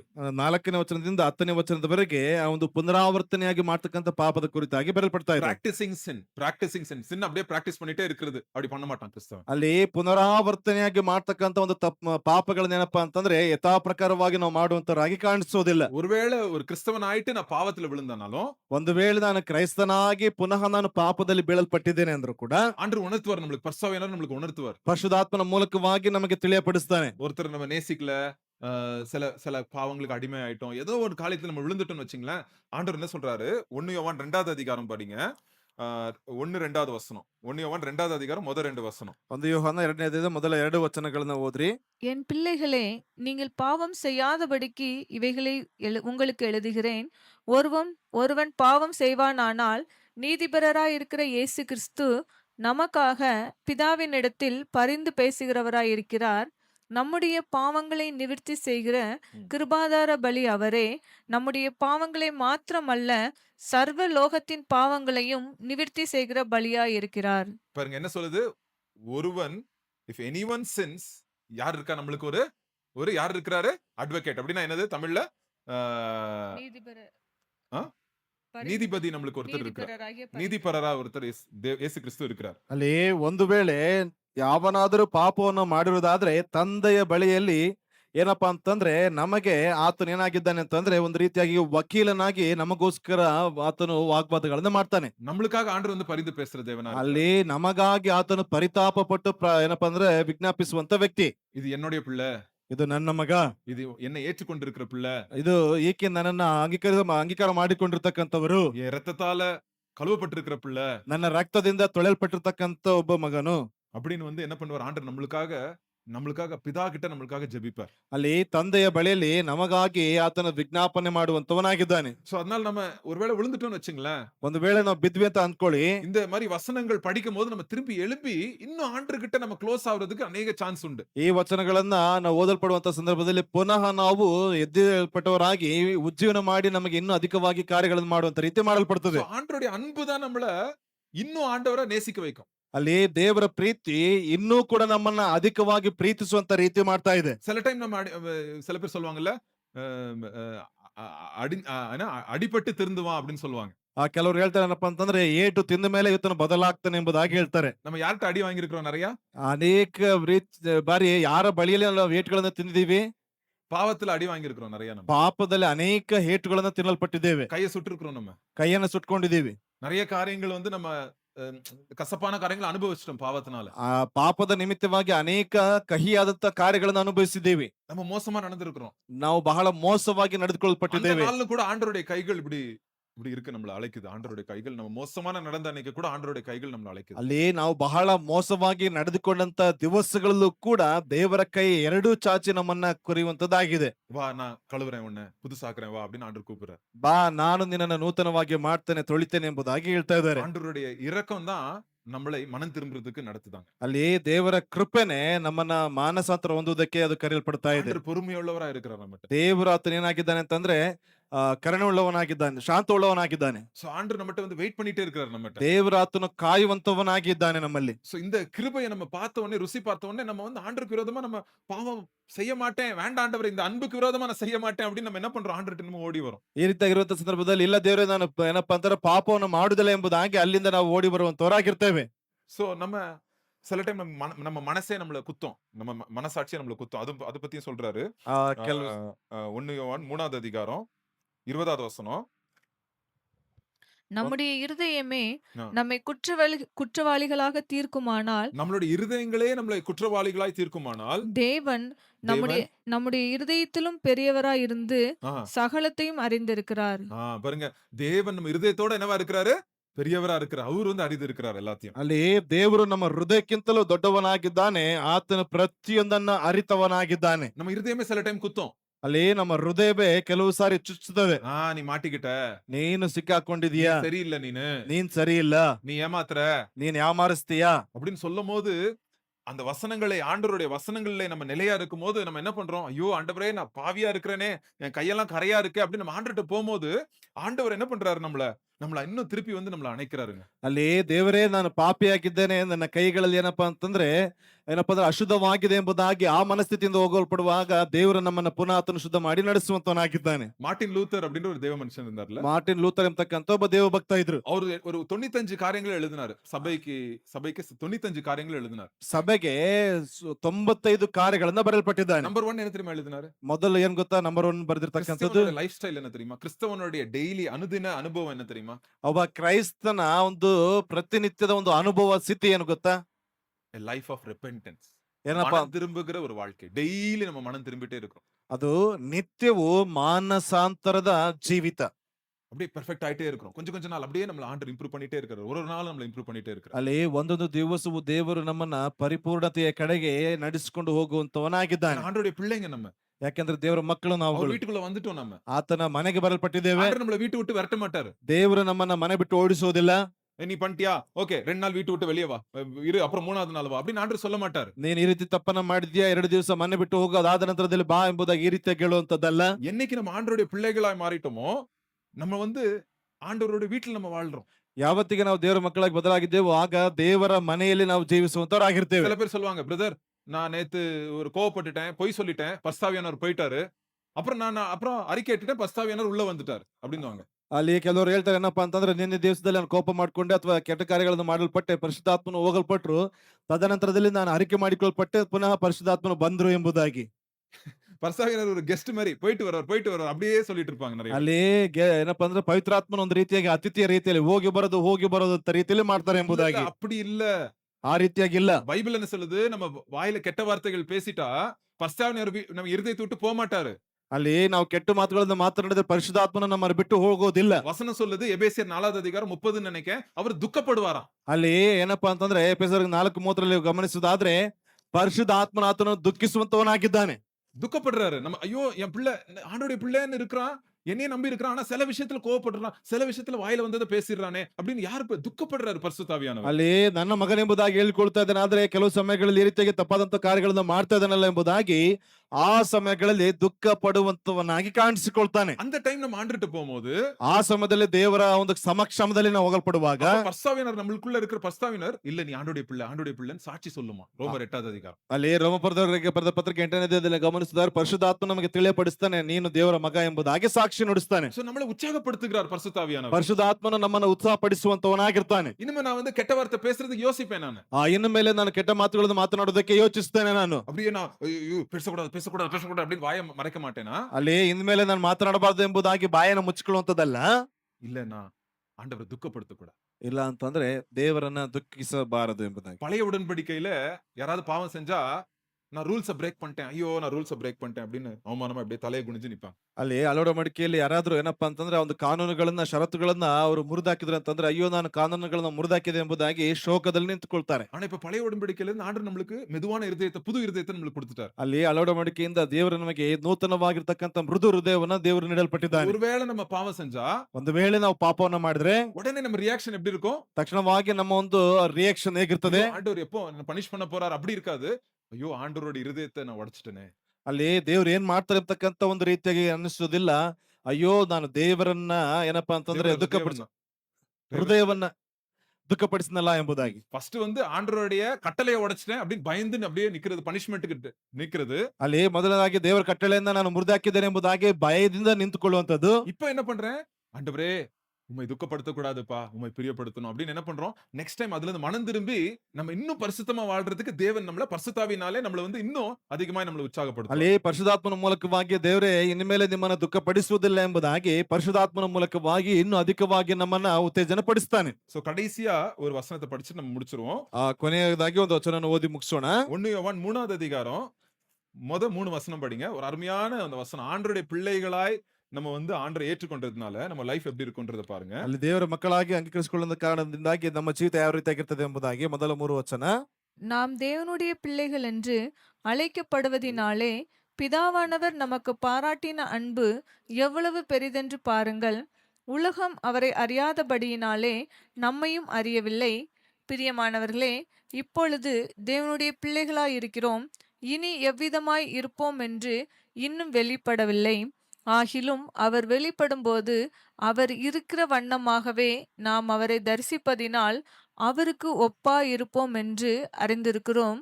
அவர் மேல் இப்படிப்பட்ட நம்பிக்கை வைத்திருக்கிறவன் எவனும் அவர் சுத்தமுள்ளவராய் இருக்கிறது போல தன்னையும் சுத்திகரித்துக் கொள்கிறான். பாருங்க, எவ்வளவோ அன்பு நம்மளுக்கு ஆண்டவர் செலுத்தி அவரோட நம்ம பிள்ளைகளா ஆண்டவர் நம்மளை மாத்திட்டார். ಅಲ್ಲಿ ಎಷ್ಟೋ ಪ್ರೀತಿಯನ್ನು ತೋರಿಸಿ ಆತನ ಮಕ್ಕಳಾಗಿ ನಮ್ಮನ್ನ ಬದಲಾಯಿಸಲ್ಪಟ್ಟಿದ್ದಾನೆ. இப்ப ஆண்டவருடைய பிள்ளைகளான உடனே நம்ம என்ன பண்றோம்? ஆண்டவருடைய வருகைக்கு எதிர்பார்த்துட்டே இருக்கிறோம் நம்ம. ಅಲ್ಲಿ ದೇವರ ಮಕ್ಕಳಾಗಿರ್ತಕ್ಕಂಥ ನಾವುಗಳು ಆತನ ಬರುವಿಕೆಗಾಗಿ ನಾವು ಎದುರು ನೋಡ್ತಾ ಇದ್ದೀವಿ. அப்ப நம்ம என்ன பண்றோம்? நம்மளே நம்ம தயார் பண்ணிக்கிறோம், சுத்திகரிக்கிறோம். நம்மளே வந்து we are pure, we அவர் சுத்தமானது போல நம்மளும் வந்து நம்மளை சுத்திகரித்துக்கிறோம். ಅಲ್ಲಿ ಕ್ರಿಸ್ತನು ಶುದ್ಧನಾಗಿರುವಂತೆಯೇ ನಮ್ಮನ್ನು ಕೂಡ ಶುದ್ಧ ಮಾಡಿಕೊಳ್ಳುತ್ತಾ ಇದ್ದೇವೆ. சோ ஒரு நாளும் ஆண்டவரே நான் வந்து உம்மை போல் நான் மாறிட்டு இருக்கிறேனா? அதான் என்னுடைய கோல். ನಮ್ಮ ಒಂದು ಗುರಿ ಏನಪ್ಪಾ ಅಂತಂದ್ರೆ, ದೇವರೇ ಒಂದೊಂದು ದಿವಸವೂ ನಿನ್ನಂತೆ ನಾನು ಬದಲಾಗ್ತಾ ಇದ್ದೇನಾ? உம்முடைய சுபாவம், உம்முடைய அன்பின் சுபாவம் என் இருதயத்தை வந்து அப்படியே பிடிச்சிருக்கிறதுனால என் லைஃப் ஒரு அன்பின் மனுஷனா மாறிட்டு இருக்கிறேன் நானு. ಅಲ್ಲಿ ನಿನ್ನ ಒಂದು ಪ್ರೀತಿಯ ಕಾರ್ಯಗಳು ನನ್ನ ಹೃದಯವನ್ನ ಹಿಡಿದಿಟ್ಟುಕೊಳ್ಳುವಂತ ಕಾರಣದಿಂದಾಗಿ ಪ್ರೀತಿಯ ಮೂಲಕವಾಗಿ ಪ್ರೀತಿಯ ಕಾರ್ಯಗಳನ್ನ ನಾನು ತೋರ್ಪಡಿಸ್ತಾ ஒரு ಇದ್ದೇನಾ? நாள் நம்ம தாவீது போல நம்ம ஜெபம் பண்றோம். ஆண்டவரே, வேதனை உண்டாக்கும் காரியம் ஏதாவது இருந்துச்சுன்னா என்ன பண்ணுங்க, நீங்க சோதித்து பாருங்க ஆண்டவரே. ಅಲ್ಲಿ ವೇದನೆಯನ್ನು ಉಂಟು ಮಾಡುವಂತ ಕಾರ್ಯಗಳು ಏನಾದ್ರೂ ಇತ್ತು ಅಂತಂದ್ರೆ ನನ್ನನ್ನು ನಿತ್ಯವೂ ನೀವು ಶೋಧಿಸಿ ಗಮನಿಸಿರಿ ಎಂಬುದಾಗಿ. இப்படி இருக்கும்போது நம்ம வாழ்க்கை என்ன ஆகுதுங்க? அந்த அன்பினாலே நிரப்பப்பட்ட வாழ்க்கை அன்பின் ஒரு வாழ்க்கையா நம்ம லைஃப் மாறுது. ಅಲ್ಲಿ ಈ ರೀತಿಯಾಗಿ ಪ್ರೀತಿಯಿಂದ ತುಂಬಿರ್ತಕ್ಕಂಥ ಜೀವಿತ ಪ್ರೀತಿಯ ಕಾರ್ಯಗಳನ್ನ ನಡೆಸುವಂತ ಕಾರ್ಯಗಳಾಗಿ ಬದಲಾಗ್ತದೆ. நம்மளுடைய சுபாவமே மாறுதுங்க. ನಮ್ಮ ಸ್ವಭಾವವೇ ಅದು ಬದಲಾಗ್ತದೆ. சோ நம்ம சுபாவம் மாற நம்ம எங்கெல்லாம் போறோமோ அந்த இடத்துல சமாதானம், ஒருமனம், சந்தோஷம் எல்லாம் காணப்படும். ಅಲ್ಲಿ ಈ ರೀತಿಯಾಗಿ ನಾವು ಬದಲಾಗ್ತಾ ನಾವೆಲ್ಲೆಲ್ಲ ಹೋಗ್ತೀವೋ ಅಲ್ಲಿ ಸಂತೋಷ, ಸಮಾಧಾನ, ಐಕ್ಯತೆ ಅದು ಕಂಡು ಬರುವಂತದ್ದಾಗಿರ್ತದೆ. ஸ்டார்டிங் என்ன சொன்னேன்? ನಾನು ಮೊದಲೇನ್ ಹೇಳಿದೆ? ஏதேன் தோட்டத்துல என்ன இருந்துச்சுங்க? ಏದೇನ್ ತೋಟದಲ್ಲಿ ಏನಿತ್ತು? அங்க இருக்கிற ஜனங்களும் ஐக்கியமா சந்தோஷமா இருந்தாங்க. அந்த ஏதேன் தோட்டமும் அழகா இருந்துச்சுங்க. ಅಲ್ಲಿ ಏದೇನ್ ತೋಟ ಇರತಕ್ಕಂತ ಜನಗಳು ಕೂಡ ಸಂತೋಷವಾಗಿದ್ರು. ಆ ಏದೇನ್ ತೋಟವು ಕೂಡ ಏನಪ್ಪಾ ಅಂತಂದ್ರೆ ಸುಂದರವಾಗಿ ಕಾಣ್ತಾ ಇತ್ತು. எப்ப பாவம் செஞ்சானோ மனுஷன், எப்ப பாவம் வந்துச்சோ உலகத்துல என்ன ஆச்சு? ಯಾವಾಗ ಪಾಪ ಲೋಕಕ್ಕೆ ಬಂತೋ ಮನುಷ್ಯ ಏನಾದ್ರು? ஆண்டவர்கிட்ட இருந்து ஐக்கியம் கட் ஆயிருச்சு. ದೇವರಿಂದ ಮನುಷ್ಯನ ಐಕ್ಯತೆ ಅದು ಕಟ್ಟಾಗಿ ಹೋಗಿದೆ. ரெண்டாயிருச்சு.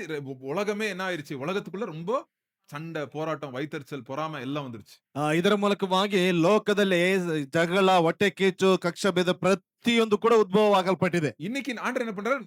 அவருடைய அன்பை வச்சு நம்மள அவர் வந்து ஆளுகை செய்யறார் நம்ம லைஃப். ಇವತ್ತಿಗೆ ಏನ್ ಮಾಡ್ತಾ ಇದಾರೆ ಅಂತಂದ್ರೆ, ಅವರ ಪ್ರೀತಿಯ ಮೂಲಕವಾಗಿ ನಮ್ಮನ್ನ ಆತನ ಆಳ್ವಿಕೆ ಮಾಡುವಂತವನಾಗಿದ್ದಾನೆ. நம்மள ஆளும்போது என்ன பண்றோம்? நம்ம எங்கெல்லாம் போறோமோ உலகத்துல, பாவம் நிறைஞ்ச உலகத்துக்குள்ள நம்ம போறோம்னு வச்சுங்களேன், உங்க ஆபீஸ், உங்க எங்கெல்லாம் போறோமோ அங்க வந்து we become instruments of peace. சமாதானத்தின் ஆயுதங்களாய் நம்ம வந்து ஆண்டவர் நம்மள யூஸ் பண்றாரு நம்ம எங்கெல்லாம் போறோமோ.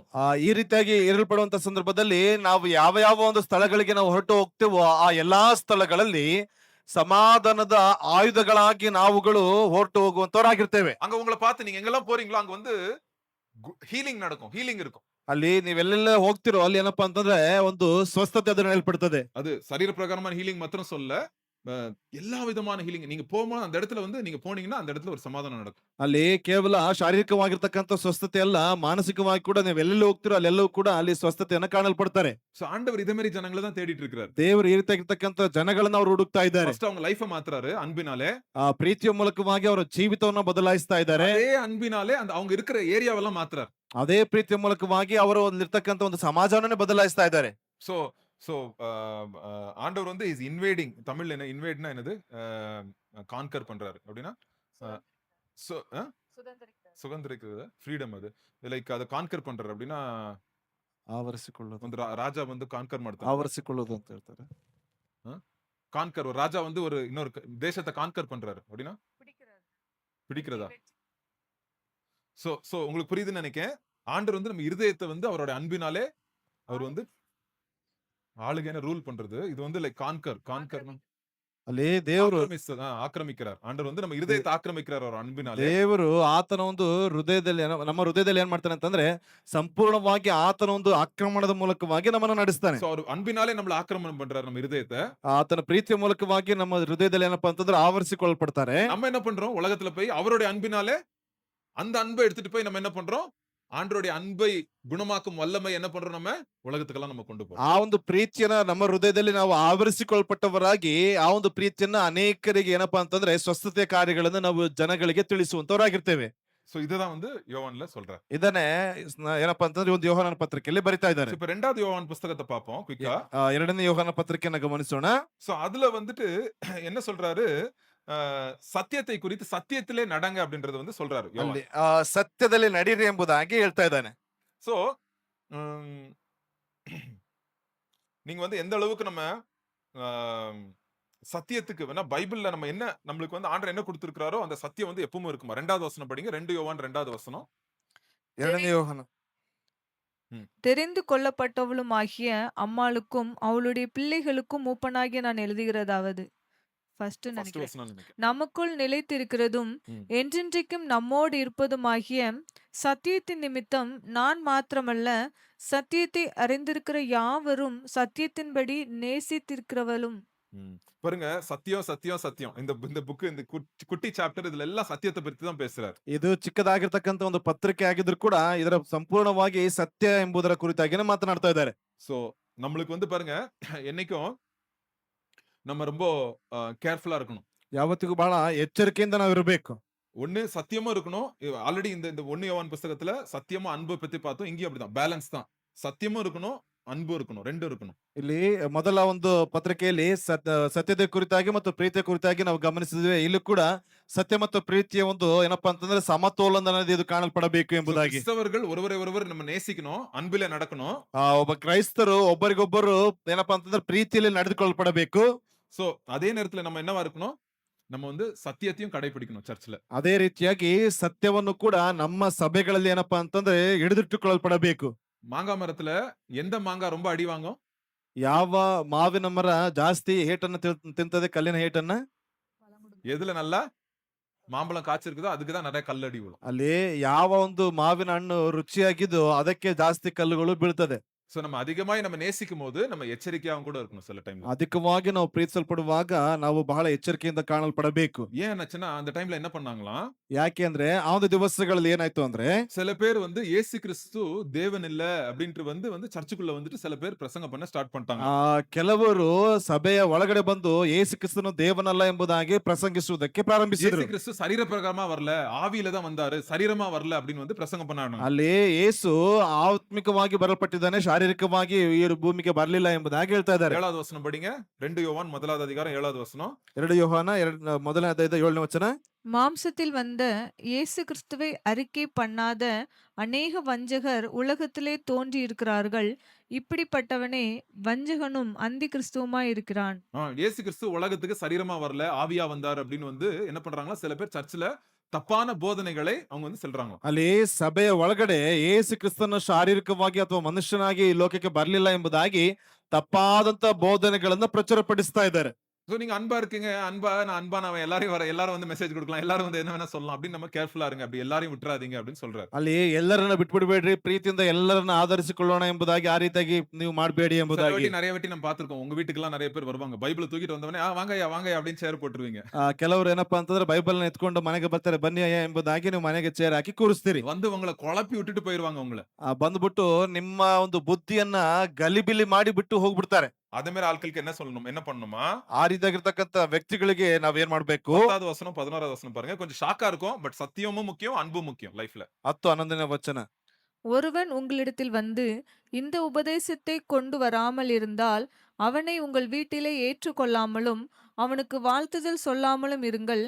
அவனுக்கு வாழ்த்துதல் சொல்லுகிறவன் அவனுடைய துர்க்கிரியைகளுக்கும் பங்குள்ளவனாகிறான். வீட்டுக்குள்ளேயும் விடாதீங்க, அவனுக்கு ಪ್ರೈಸ್ ಲಾರ್டும் போடாதீங்க அப்படின்றாரு. ಅಲ್ಲಿ ಮನೆ ಒಳಗಡೆ ಬಿಡ್ಬೇಡ್ರಿ, ದೇವರಿಗೆ ಸ್ತೋತ್ರ ಅಂತಾನು ಕೂಡ ಹೇಳ್ಬೇಡ್ರಿ. ஏன் சொல்லுங்க? ಯಾಕೆ ಹೇಳ್ರಿ? சத்தியத்தை நம்ம அறிஞ்சிருக்கிறோம். ಸತ್ಯವನ್ನ ನಾವು ಅರ್ಥಕೊಂಡಿದ್ದೀವಿ. சத்தியம் வந்து ஒரு 2 ಮಾಡಿ ಬಿಲ್ಡಿಂಗ್ ಮೇಲೆ வச்சுங்களேன். ಸತ್ಯ ಅಂತಕ್ಕಂಥದ್ದು 2 ಏನಪ್ಪಾ ಅಂದ್ರೆ ಬಹುಮಟ್ಟದ ಕಟ್ಟಡ ಎಂಬುದಾಗಿ ಅನ್ಕೊಳ್ಳಿ. ಗವರ್ಮೆಂಟ್ ಪಡಿ 2 ಮಾಡಿ ಕಟ್ಟலாம் அவ்வளவுதான். ಗವರ್ಮೆಂಟ್ ಏನಪ್ಪಾ ಅಂದ್ರೆ ಒಂದು ಸೂಚನೆ ಪ್ರಕಾರವಾಗಿ 2 ಮಹಡಿಯನ್ನ ಕಟ್ಟಬಹುದು ಅಷ್ಟೇ.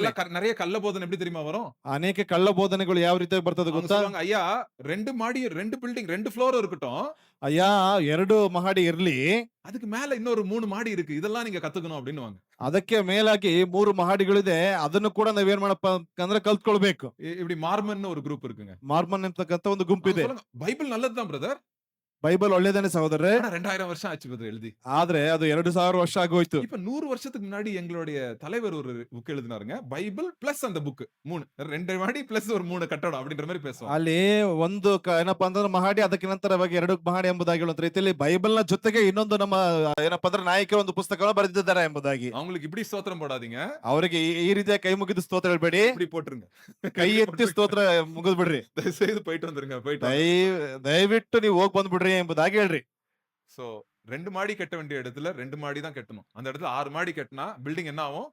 எல்லாம் இடிஞ்சு விழுந்துரும். ಅಲ್ಲಿ 2 ಮಹಡಿಯ ಒಂದು ಕಟ್ಟಡವನ್ನು ಕಟ್ಟಬೇಕಾದ್ರೆ ಅದು 2 ಮಹಡಿಯನ್ನು ಕಟ್ಟಬೇಕು. ಅದಕ್ಕಿಂತ ಜಾಸ್ತಿ ಕಟ್ಟಿದ್ರೆ ಅದು ಬಿಲ್ಡಿಂಗ್ ಬಿದ್ದು ಹೋಗ್ತದೆ. சோ அதனால ரொம்ப ரொம்ப கேர்ஃபுல்லா இருக்கும். ஐயோ நான் ரொம்ப அன்பானவங்க, ஐயோ நான் வந்து ஊழியக்காரனுக்கு இது பண்ண இல்ல, அந்த ஊழியக்காரன் தப்பான போதனைகளை கொண்டு வருகிறாருன்னா நம்ம வந்து கொஞ்சம் டிஸ்டன்ஸ் மெயின்டைன், அன்பை நேசிக்கணும், அவங்கள வெறுக்கணும்னு சொல்ல பைபிள், பட் டிஸ்டன்ஸ் மெயின்டைன் பண்ணுங்க. ಅಲ್ಲಿ ನಾನು ಬಹಳ ಪ್ರೀತಿಯಿಂದ ತುಂಬಿರ್ತಕ್ಕಂಥ ದೇವರ ಸೇವಕರು ಎಂಬುದಾಗಿ ಹೇಳುವಂತ ಸಂದರ್ಭದಲ್ಲಿ ಅಲ್ಲ, ಪ್ರೀತಿ ತೋರಿಸಬೇಕು, ಆದ್ರೆ ನಿಮ್ಮ ಪ್ರೀತಿ ಏನಪ್ಪಾ ಅಂತಂದ್ರೆ ಸ್ವಲ್ಪ ದೂರದಲ್ಲಿ ಇರ್ಲಿ ಎಂಬುದಾಗಿ. சரி, அடுத்தது 3 யோவான் புத்தகம் சீக்கிரம் பார்த்துட்டு முடிச்சிரும். அப்புறம் நம்ம யூதா மாத்திரம் பிரேக்குக்கு அப்புறம் நம்ம சந்திப்போம். 3ನೇ ಯೋಹಾನ ತಿರುಗಿಸಿಕೊಳ್ಳೋಣ. ಅದಾದ ನಂತರದಲ್ಲಿ ಸ್ವಲ್ಪ ಬ್ರೇಕ್ ಇರ್ತದೆ. ತದನಂತರದಲ್ಲಿ ಯೂದನ ಪತ್ರಿಕೆಯನ್ನು ಓದೋಣ. என்ன ஆச்சு, மகன் வந்து சும்மா ஒரு கதை சொல்றேன். தூர பிரதேசத்துக்கு போயிடுறான் மகன் ಅಲ್ಲಿ வேலைக்காக. ತಾಯಿಯನ್ನು ಬಿಟ್ಬಿಟ್ಟು ಕೆಲಸಕ್ಕಾಗಿ ಬೇರೊಂದು ದೇಶಕ್ಕೆ ಹೋಗಿದ್ದಾನೆ ಮಗ. போன் வருது. ಫೋನ್ ಬರ್ತಾ ಇದೆ. அம்மா வந்து ஃபர்ஸ்ட் எவ்வளவுப்பா சம்பாதிக்கிற அப்படின்னு கேக்குமா. ಅಲ್ಲಿ ತಾಯಿ ಫೋನ್ ಎತ್ತಿದ ನಂತರದಲ್ಲಿ ಎಷ್ಟು ಸಂಪಾದನೆ ಮಾಡ್ತಾ ಇದೆ ಅಂತ ಕೇಳ್ತದ. ஒரு நல்ல அம்மா என்ன கேட்கும்? ಒಬ್ಬ ಒಳ್ಳೆಯ ತಾಯಿಯನ್ನು ಕೇಳ್ತಾಳೆ, சர்ச்சுக்கு போனியா, ಸಭೆಗೆ ಹೋದ, கரெக்டா வீட்டுக்கு வந்துடுறியா ಸರಿಯಾಗಿ ಮನೆಗೆ ಬರ್ತಿದೀಯಾ அப்படின்னு அந்த அம்மா கேட்கும். ಆ ರೀತಿಯಾಗಿ ಅವ್ರು ಕೇಳ್ತಾರೆ. சோ அதே போல நம்ம சத்தியத்தை நிறைய பேருக்கு நம்ம சொல்லி கொடுக்கிறோம். ಅದೇ ರೀತಿಯಾಗಿ ಸತ್ಯವನ್ನ ಅನೇಕರಿಗೆ ನಾವು ತಿಳಿಸಿಕೊಡ್ತಾ ಇದೀವಿ. அந்த சத்தியத்துல அவங்க நடக்கறாங்க அப்படின்னு நம்ம பிள்ளைங்க சொல்லும் போது நம்மளுக்கு அது ரொம்ப சந்தோஷத்தை உண்டாக்கும். ಆ ಸತ್ಯದಲ್ಲಿ ಮಕ್ಕಳು ನಡೀತದ್ರೆ ಎಂಬುದಾಗಿ ಕೇಳಿಸಿಕೊಳ್ಳುವಾಗ ಬಹಳ ಸಂತೋಷ ಉಂಟಾಗ್ತದೆ. உலகத்துல வேற எந்த ஆஸ்தியும் இல்லைங்க. ಲೋಕದಲ್ಲಿ ಬೇರೆ ಯಾವ ಆಸ್ತಿ ಕೂಡ ಇಲ್ಲ. அமெரிக்கால எனக்கு தெரிஞ்ச ஒரு பாஸ்டர் இருக்கிறார். ಅಮೆರಿಕದಲ್ಲಿ ಅಣ್ಣನವರಿಗೆ ಗೊತ್ತಿರ್ತಕ್ಕಂಥ ಒಬ್ಬ ಸೇವಕರಿದ್ದಾರೆ. பாஸ்டர், நீங்க குடும்பத்தை நல்லா நீங்க பார்த்து நீங்க ஆண்டருக்குள்ள நடத்துனீங்க. ಕುಟುಂಬದವನ್ನ ಚೆನ್ನಾಗಿ ನಡ್ಸ್ಕೊಂಡು ದೇವರಲ್ಲಿ ನಡೆಸ್ತಾ ಇದ್ದೀರಿ. என்ன இதுல என்ன ரொம்ப சந்தோஷமான காரியம் அப்படின்னு சொல்றாரு. ಇದರಲ್ಲಿ ಯಾವುದು ಬಹಳ ತುಂಬಾ ಸಂತೋಷವಾಗಿರ್ತಕ್ಕಂಥ ಕಾರ್ಯ. அவப்ப எனக்கு இந்த வசனத்தை சொன்னாரு. எனக்கு இன்னும் ஞாபகம் இருக்கு. 3 யோவான் 1வது அதிகாரம் 4வது வசனம். 3ನೇ ಯೋಹಾನ 1ನೇ ವಚನ. என் பிள்ளைகள் சத்தியத்திலே நடக்கிறார்கள் என்று நான் கேள்விப்படுகிற சந்தோஷத்திலும் அதிகமான சந்தோஷம் எனக்கு இல்லை. லைஃப்ல என்ன இல்லையா அவருக்கு? என் பிள்ளைங்க சத்தியத்துல நடக்கிறாங்கன்றதோட சந்தோஷம் எனக்கு வேற எந்த சந்தோஷமும் இல்ல உலகத்துலன்னு சொல்றாரு. ಅಲ್ಲಿ ಲೋಕದಲ್ಲಿ ನನ್ನ ಮಕ್ಕಳು ಸತ್ಯವುಳ್ಳವರಾಗಿ ನಡೆದುಕೊಳ್ತಾ ಇದ್ದಾರೆ ಎಂಬುದಕ್ಕಿಂತ ಬೇರೆ ಯಾವ ಸಂತೋಷನೂ ಇಲ್ಲ. இன்னைக்கு நம்ம அப்பா அம்மா கிட்ட கேட்டா இந்த வார்த்தை தாங்க முக்கியம். நிறைய ஃபேமிலிஸ்ல இன்னைக்கு ತಂದೆ ತಾಯಿಗಳಿಗೆ ಕೇಳಿದ್ರೆ ಮಕ್ಕಳಿಗೆ ಕುರಿತಾಗಿ ಇದೇ ತುಂಬಾ ಮುಖ್ಯವಾದಂತ ಒಂದು ಮಾತು. என் பிள்ளைங்க சத்தியத்துல நடக்கிறாங்க. ನನ್ನ ಮಕ್ಕಳು ಸತ್ಯದಲ್ಲಿ ನಡೀತಾ ಇದ್ದಾರೆ. எந்த சவால்கள் வரலாம் உலகத்துல, எங்கெங்கயோ போலாம் உலகத்துல, எங்க வேணா அவங்க பிள்ளைங்க டிராவல் பண்ணலாம். பட் சத்தியத்துல நடக்கிறாங்கன்னா அவங்க லைஃப் என்னவாயிரும்? சூப்பரா இருக்கும். ಅಲ್ಲಿ ಲೋಕದಲ್ಲಿ ಅವರು ಎಲ್ಲೇ ಪ್ರಯಾಣವನ್ನು ಮಾಡಬಹುದು, ಸತ್ಯದಲ್ಲಿ ನಡೆದುಕೊಳ್ತಾ ಇದ್ದಾರೆ ಅಂತಂದ್ರೆ ಅವರ ಜೀವನ ಸುಂದರವಾಗಿರ್ತದೆ. ஒரு அப்பா அம்மா எதுக்காக ஜெபிக்கணும்? ತಂದೆ ತಾಯಿಗಳು ಯಾವುದಕ್ಕಾಗಿ ಪ್ರಾರ್ಥಿಸಬೇಕು? பிள்ளைங்க சத்தியத்தை தெரிஞ்சுக்கணும்னு மாத்திரம் இல்ல, சத்தியத்துல என்ன பண்ணணும், நடக்கணும் அப்படின்றதுக்காக நம்ம ஜெபிக்கணும். ಮಕ್ಕಳು ಸತ್ಯವನ್ನ ಅರಿತುಕೊಳ್ಳುವಂತದ್ದು ಮಾತ್ರವಲ್ಲ, ಸತ್ಯದಲ್ಲಿ ಮಕ್ಕಳು ನಡೆಯುವಂತದ್ದಾಗಿ ಎಂಬುದಾಗಿ ಪ್ರಾರ್ಥಿಸಬೇಕು. எனக்கு நீ சொத்து சேர்த்து வைக்கலனாலும் பரவாயில்ல, ನನಗೆ ಆಸ್ತಿಯನ್ನು ಸೇರಿಸಿ ಇಡ್ಲಿಲ್ಲ ಅಂದ್ರೂ ಕೂಡ ಪರವಾಗಿಲ್ಲ, சம்பாதிக்கலனாலும் பரவாயில்ல, ಇಷ್ಟು ಹಣವನ್ನು ನೀನು ಸಂಪಾದನೆ ಮಾಡದೇ ಇದ್ರೂ ಕೂಡ ಪರವಾಗಿಲ್ಲ, இந்த வண்டி எனக்கு வாங்கி கொடுக்கலனாலும் பரவாயிಲ್ಲ, ಈ ವಾಹನವನ್ನು ನೀನು ಕೊಡಿಸ್ತಾ ಇದ್ರೂ ಕೂಡ ಪರವಾಗಿಲ್ಲ, சத்தியத்துல நடந்தா போதும். ಸತ್ಯದಲ್ಲಿ ನಡೆದುಕೊಂಡು ಹೋಗ್ತಾ ಇದ್ರೆ ಸಾಕು. அந்த பையன் வந்து போன் கால்ல அந்த அம்மாட்ட சொல்றான், அம்மா சர்ச்சுக்கு போனேம்மா, அங்க 2-3 பேர் சர்ச்சில் ஃப்ரெண்ட்ஸ் கிடைச்சாங்கம்மா அப்படின்னு சொல்லும் போது அந்த அம்மாக்கு எப்படி இருக்கும்? எப்படி இருக்கும் அந்த அம்மாக்கு? ரொம்ப சந்தோஷமா இருக்கும். ಅಲ್ಲಿ ನಾನು ಸಭೆಗೆ ಹೋಗಲ್ಪಟ್ಟಿದ್ದೇನೆ, ಸಭೆಯಲ್ಲಿ 2-3 ಸ್ನೇಹಿತರು ಸಿಗಲ್ಪಟ್ಟಿದ್ದಾರೆ ಎಂಬುದಾಗಿ ಹೇಳುವಾಗ ಬಹಳ ಸಂತೋಷವುಳ್ಳದಾಗಿರ್ತದೆ. இதாங்க கிறிஸ்தவ வாழ்க்கை. ಇದೇ ಕ್ರಿಸ್ತಿಯ ಜೀವಿತ. இதுக்காக தான் நாங்களும் என்ன பண்றோம், சத்தியத்தை எல்லாருக்கும் வார வாரம் நம்ம எல்லாத்தையும் குடுத்துட்டே இருக்கிறோம் சத்தியத்த. ಇದಕ್ಕಾಗಿನೇ ವಾರ ವಾರ ಕ್ರಿಸ್ತನ ಸತ್ಯವನ್ನ ನಾವು ನಿಮಗೆ ಕೊಡುವಂತವರಾಗಿದ್ದೇವೆ. நெறைய வாட்டி கதை சொல்லியே சர்ச்ல மெசேஜ குடுத்து ஓட்டிறலாம். அதுவும் எனக்கு தெரியும் கதை சொல்றதுக்கும். பட் நம்ம என்ன பண்றோம்? கதை சொன்னா அது வந்து என்ன அவ்வளவு முக்கியம் இல்ல. நம்மளுக்கு சத்தியங்களையும் நம்ம குடுக்கணும் நெறைய பேருக்கு. ಅಲ್ಲಿ ಕಥೆನ ಹೇಳಿ ಮುಗಿಸ್ಬೋದು, ಅದು ಕೂಡ ಗೊತ್ತಿದೆ. ಆದ್ರೆ ಕಥೆನ ಹೇಳುವಂತದಲ್ಲ, ಸತ್ಯವನ್ನ ಹೇಳಿ ತಿಳಿಸುವಂತದ್ದೇ ಮುಖ್ಯವಾದಂತ சத்தியத்தை ವಿಷಯ. சொல்வது மாத்திரமல்ல, சத்தியத்துல நடங்க அப்படின்றதுக்கு நம்மளும் ஒரு மாதிரியா இருக்கணும். வசனத்தை யாரெல்லாம் பேசுறோமோ, நம்மளும் சத்தியத்துல நடக்கிறோன்ற மாதிரி வந்து இருக்கும்போது, அந்த பிள்ளைங்க, ஓ! அந்த அண்ணா இருக்கிறாரு, அந்த ஆன்டி இருக்கிறாங்க, அந்த அக்கா இருக்கிறாங்க. அவங்க வெறும் மெசேஜ் மாத்திரம் குடுக்க மாட்டாங்க. அவங்க முடிஞ்ச அளவுக்கு சத்தியத்துல நடக்கிறாங்க அப்படின்றத வந்து அந்த சாட்சிய பிள்ளைகள் பார்க்கும்போது, அந்த பிள்ளைகளும் சத்தியத்துல நடக்குங்க. ಅಲ್ಲಿ ಕೇವಲ ಸತ್ಯವನ್ನ ತಿಳಿಸುವಂತದ್ದು ಮಾತ್ರವಲ್ಲ, ಸತ್ಯವನ್ನ ಆ ಒಂದು ಕ್ರಿಯೆಗಳ ಮೂಲಕವಾಗಿ ತೋರಿಸುವಂತದ್ದು. ಓಕೆ, ನಾವು ಸತ್ಯದ ಪ್ರಕಾರವಾಗಿ ನಾವು ನಡೆದುಕೊಳ್ತಾ ಇದೀವಿ ಅಂತಂದ್ರೆ, ಆ ಒಂದು ಅಣ್ಣ ಆಗಿರ್ಬೋದು ಅಥವಾ ಸಹೋದರಿ ಆಗಿರ್ಬೋದು, ಏನಪ್ಪಾ ಅಂತಂದ್ರೆ ಸತ್ಯವನ್ನ ಕೇವಲ ಬೋಧಿಸುವಂತದ್ದು ಮಾತ್ರವಲ್ಲ, ಸತ್ಯದ ರೀತಿಯಲ್ಲಿ ನಡೆದುಕೊಳ್ಳುವಂತವರಾಗಿದ್ದಾರೆ ಎಂಬುದಾಗಿ ಅದರ ಮೂಲಕವಾಗಿ ಅವರು ತಿಳಿದುಕೊಳ್ಳುವಂತವರಾಗಿರ್ತಾರೆ. 2 மனுஷங்கள பத்தி பேசுறாங்க. அத பார்த்துட்டு நம்ம முடிச்சிருவோம். ಇಬ್ಬರು ವ್ಯಕ್ತಿಗಳ ಕುರಿತಾಗಿ ಮಾತನಾಡ್ತಾ ಇದ್ರೆ ಅದನ್ನ ನೋಡ್ಬಿಟ್ಟು ಮುಗಿಸೋಣ. சோ பாருங்க, மனுஷன் பேர் வந்து அது ஃபர்ஸ்ட் வசனத்துல இருக்கு. அவர் பேரு கயு, என்னது கயுஸ் காயு இங்கிலீஷ்ல. காயு காயு காயு வந்து எப்படி இருக்கிறாருன்றத பார்ப்போம். இன்னொருத்தன் வந்து தியோத்ரபே 9வது வசனத்துல தியோத்ரபே பத்தி பார்ப்போம். ಅಲ್ಲಿ ದ್ವಿಯೋತ್ರಪ ಎಂಬುವಂತವನ್ನ ಮತ್ತು ಗಾಯನ ಎಂಬತಕ್ಕಂತ ಇಬ್ಬರು ವ್ಯಕ್ತಿಗಳ ಕುರಿತಾಗಿ ಇಲ್ಲಿ ಗಮನಿಸ್ತೇವೆ. ஃபர்ஸ்ட் காயுவ பத்தி பார்ப்போம். ಅಲ್ಲಿ ಗಾಯನ ಕುರಿತಾಗಿ ನಾವು ಗಮನಿಸೋಣ. 5வது வசனத்துல இருந்து 8வது வசனம் வரைக்கும் அவரை பத்தி போட்டிருக்குங்க. 5ನೇ ವಚನದಿಂದ 8ನೇ ವಚನದವರೆಗೆ ಅದು ಬರೆಯಲ್ಪಟ್ಟಿದೆ. அதுல தப்பா இருக்கு ஸ்கிரீன்ல. அத நான் அப்புறம் மாத்திடுறேன். சோ காயு எப்படி இருந்தாராம்? ಅಲ್ಲಿ ಗಾಯ ಅಂತಕ್ಕಂಥವ್ನು ಯಾವ ರೀತಿಯಾಗಿದ್ದು ಅಂದ್ರೆ, அவருடைய சுபாவத்தை பார்ப்போமா? ಅವರ சத்தியத்துல நடக்கிறதுனா என்னன்றத பார்ப்போம். ಅಲ್ಲಿ ಸತ್ಯದಲ್ಲಿ ನಡೆಯುವಂತದ್ದು ಏನೆಂಬುದಾಗಿ ಗಮನಿಸೋಣ. பிரியமானவனே, நீ சகோதரருக்கும் அந்நியருக்கும் செய்கிற யாவற்றையும் உண்மையாய் செய்கிறாய். அவர்கள் உன்னுடைய அன்பை குறித்து சபைக்கு முன்பாக சாட்சி சொன்னார்கள். தேவனுக்கு முன்பாக பாத்திரமானபடி அவர்களை நீ வழிவிட்டு அனுப்பினால் நலமாயிருக்கும். ஏனெனில் அவர்கள் புறஜாதியாரிடத்தில் ஒன்றும் வாங்காமல் அவருடைய நாமத்தின் நிமித்தம் புறப்பட்டு போனார்கள். ம். ஆகையால் நாம் சத்தியத்திற்கு உடன் வேலையாட்களாய் இருக்கும்படி அப்படிப்பட்டவர்களை சேர்த்து கொள்ள கடனாளிகளாய் இருக்கிறோம். பாருங்க என்ன பண்றாராம்? உண்மையுள்ளவரா இருக்கிறார் ஃபர்ஸ்ட். ಅಲ್ಲಿ ಸತ್ಯವುಳ್ಳವನಾಗಿದ್ದಾನೆ ಮೊದಲು. 2வது சர்ச்சுக்கு யார் வராங்களோ, புதுசா வராங்களோ விசுவாசிங்க, பழைய விசுவாசிங்க எல்லார்கிட்டயும் என்னவா இருக்கிறாராம்? உண்மையுள்ளவரா நடந்துக்கிறாராம். ಅಲ್ಲಿ ಸಭೆಗೆ ಹೊಸದಾಗಿ ಬರ್ತಕ್ಕಂಥವ್ರು ಅಥವಾ ಹಳೇದಾಗಿ ಬರ್ತಕ್ಕಂಥವ್ರು ಕೂಡ ಏನಪ್ಪಾ ಅಂತಂದ್ರೆ ಸತ್ಯವುಳ್ಳವನಾಗಿ ಕಾಣಿಸಿಕೊಳ್ತಾ ಇದ್ದಾನೆ. யாரெல்லாம் சர்ச்சுல எல்லாருக்கும் அவர் மேல நல்ல சாட்சியம். ஓ, இவர் அன்பான மனுஷன் அப்படின்ற ஒரு சாட்சியம். ಅಲ್ಲಿ ಸಭೆಲಿರ್ತಕ್ಕಂಥ ಪ್ರತಿಯೊಬ್ಬರಿಗೂ ಈತನು ಏನಪ್ಪಾ ಅಂತಂದ್ರೆ ಪ್ರೀತಿ ತುಂಬಿರಲ್ಪಟ್ಟಿರ್ತಕ್ಕಂಥ ವ್ಯಕ್ತಿ ಎಂಬುದಾಗಿ. அது மாத்திரம் இல்ல, சுவிசேஷத்தை அறிவிக்கிறதுக்கு நிறைய இவாஞ்சலிஸ்ட் வந்துட்டே இருப்பாங்க போல அந்த ஊர் வழியா.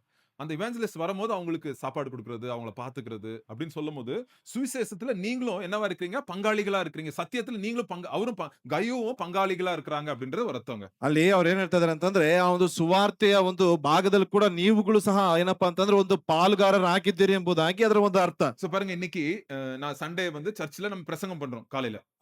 ಭಾನುವಾರದ ದಿವಸದಂದು ನಾವು ಸಭೆಯಲ್ಲಿ ಉಪದೇಶ ಮಾಡ್ತೀವಿ. சோ சத்தியத்தை நம்ம சொல்றோம். ಸತ್ಯವನ್ನ ನಾವು ತಿಳಿಸ್ತೀವಿ. அதுக்கு எத்தனை பேர் இருக்காங்க தெரியுமா பின்னாடி? ಅದಕ್ಕೆ ಹಿಮ್ಮುಖವಾಗಿ ಎಷ್ಟು ಜನ ಕೆಲಸದವರಿದ್ದಾರೆ ಗೊತ್ತಾ? ஆன்லைன்ல காட்டுறவங்க, ஆன்லைன் கேமரா டெக்னிக்கல் இது பாக்குறாங்க. ಅಲ್ಲಿ ಆನ್ಲೈನ್ ಮೂಲಕವಾಗಿ ಕ್ಯಾಮ್ರಾದ ಮೂಲಕವಾಗಿ ತೋರಿಸ್ತಕ್ಕಂಥ ಒಂದು ಟೆಕ್ನಿಕಲ್ ಟೀಮ್ ಇದೆ, மியூசிக் டீம் இருக்கு, ಮ್ಯೂಸಿಕ್ ಟೀಮ್ ಇದೆ, பெருக்கிற டீம் இருக்கு, ಏನಪ್ಪಾ ಅಂತಂದ್ರೆ ಕಸ ಗುಡಿಸುವಂತ ಒಂದು ತಂಡವಿದೆ, பாத்திரம் கழுவுற டீம் இருக்கு, ಪಾತ್ರೆ ತೊಳೆಯುವುದಕ್ಕೆ ಒಂದು ತಂಡವಿದೆ, சேர் வைக்கிறதுக்கு ஒரு டீம் இருக்கு, ಚೇರ್ ಇಕ್ಕುವುದಕ್ಕೆ ಒಂದು ತಂಡ ಇದೆ, ஸ்நாக்ஸ் சமையல் செய்யறதுக்கு ஒரு டீம் இருக்கு. ಅಡಿಗೆ ಮಾಡುವುದಕ್ಕೆ ಎಂಬುದಾಗಿ ಒಂದು ತಂಡವಿದೆ. சோ ஃபுல்லு நிறைய பேர் ஹெல்ப் பண்ணிட்டு இருக்காங்க. சத்தியத்தை சொல்றது ஒருத்தர், பட் பின்னாடி அவங்களும் என்னவாங்க இருக்கிறாங்களா? பார்ட்னர்ஸ். சத்தியத்திலே அவங்களும் என்னவா இருக்கிறாங்களா? கோவர்க்கர்ஸா இருக்கிறாங்களா? ಅಲ್ಲಿ ಕೇವಲ ಸತ್ಯವನ್ನು ಹೇಳತಕ್ಕಂಥವ್ರು ಒಬ್ಬ ವ್ಯಕ್ತಿ ಆದ್ರೆ ಅದರ ಹಿಮ್ಮುಖವಾಗಿ ಅದನ್ನ ತಿಳಿಪಡಿಸುವುದಕ್ಕಾಗಿ ಅನೇಕರು ಗುಂಪಾಗಿ ಏನಪ್ಪಾ ಅಂತಂದ್ರೆ ಪಾಲುಗಾರರಾಗಿ ಅವರು ಕಾರ್ಯವನ್ನ ಮಾಡ್ತಾ ಇದ್ದಾರೆ. அதுல கயுவு அப்படி ஒருத்தன் மனுஷன். ಅದರಲ್ಲಿ ಗಾಯು ಅಂತಕ್ಕಂಥ ಒಬ್ಬ ವ್ಯಕ್ತಿ. இப்ப ஆப்போசிட்டா, கயுவுக்கு ஆப்போசிட்டா ஒருத்தன் இருக்கிறான் பாருங்க. அவனுடைய சுபாவம் பாருங்க எவ்வளவு மோசமா இருக்கு பாருங்க. ಅಲ್ಲಿ ಗಾಯುವಿಗೆ ತದ್ವಿರುದ್ಧವಾಗಿರ್ತಕ್ಕಂಥ ಒಬ್ಬ ವ್ಯಕ್ತಿ ಇದ್ದಾನೆ, ಆತನನ್ನು ಗಮನಿಸ್ರಿ. இவனும் சர்ச்சில் தான் இருக்கிறான். இவனும் அதே சர்ச்சில் தான் இருக்கிறான். ಇವನು ಕೂಡ ಅದೇ ಸಭೆಯಲ್ಲಿ ಇದ್ದಾನೆ. இவன் பேர் வந்து தியோத்ரபே. ಈತನ ಹೆಸರು ಬಂದ್ಬಿಟ್ಟು ದಿಯೋತ್ರೆಪೆ ಎಂಬುದಾಗಿ.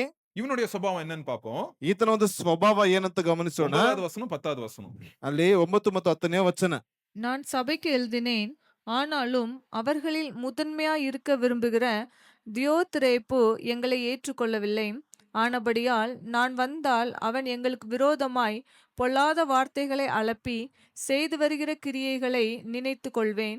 அவன் இப்படி செய்து வருவதும் போதாமல் தான் சகோதரரை ஏற்றுக்கொள்ளாமல் இருக்கிறதும் அன்றி ஏற்றுக்கொள்ள மனதாய் இருக்கிறவர்களையும் தடை செய்து சபைக்கு புறம்பே தள்ளுகிறான். பாருங்க என்னெல்லாம் பண்றான் இந்த தியோத்ரெப்பு. ಅಲ್ಲಿ ದಿಯೋತ್ರೆಫೆಯನ್ನು ಏನೆಲ್ಲ ಮಾಡ್ತಿದ್ದಾನೆ ಗಮನಿಸ್ರಿ. he loves to have first place. நான் தான் நம்பர் 1, நான் தான் ஃப்ரண்ட்ல நிக்கணும், எல்லாத்துலயும் நான் ஃப்ரண்ட்ல இருக்கணும் அப்படின்னு ஆசைப்படுறான். ಅಲ್ಲಿ ಆತನೇನಪ್ಪಾ ಅಂತಂದ್ರೆ ಎಲ್ಲದರಲ್ಲೂ ಪ್ರಮುಖನಾಗಿ ನಾನೇ ನಿಂತ್ಕೊಳ್ಬೇಕೆಂಬುದಾಗಿ ಅಂತ ಇದ್ದಾನೆ. அப்புறம் அதிகாரத்தை, ஆவிக்குரிய அதிகாரத்துக்கு கீழ்ப்படிய மாட்டேங்கிறான்.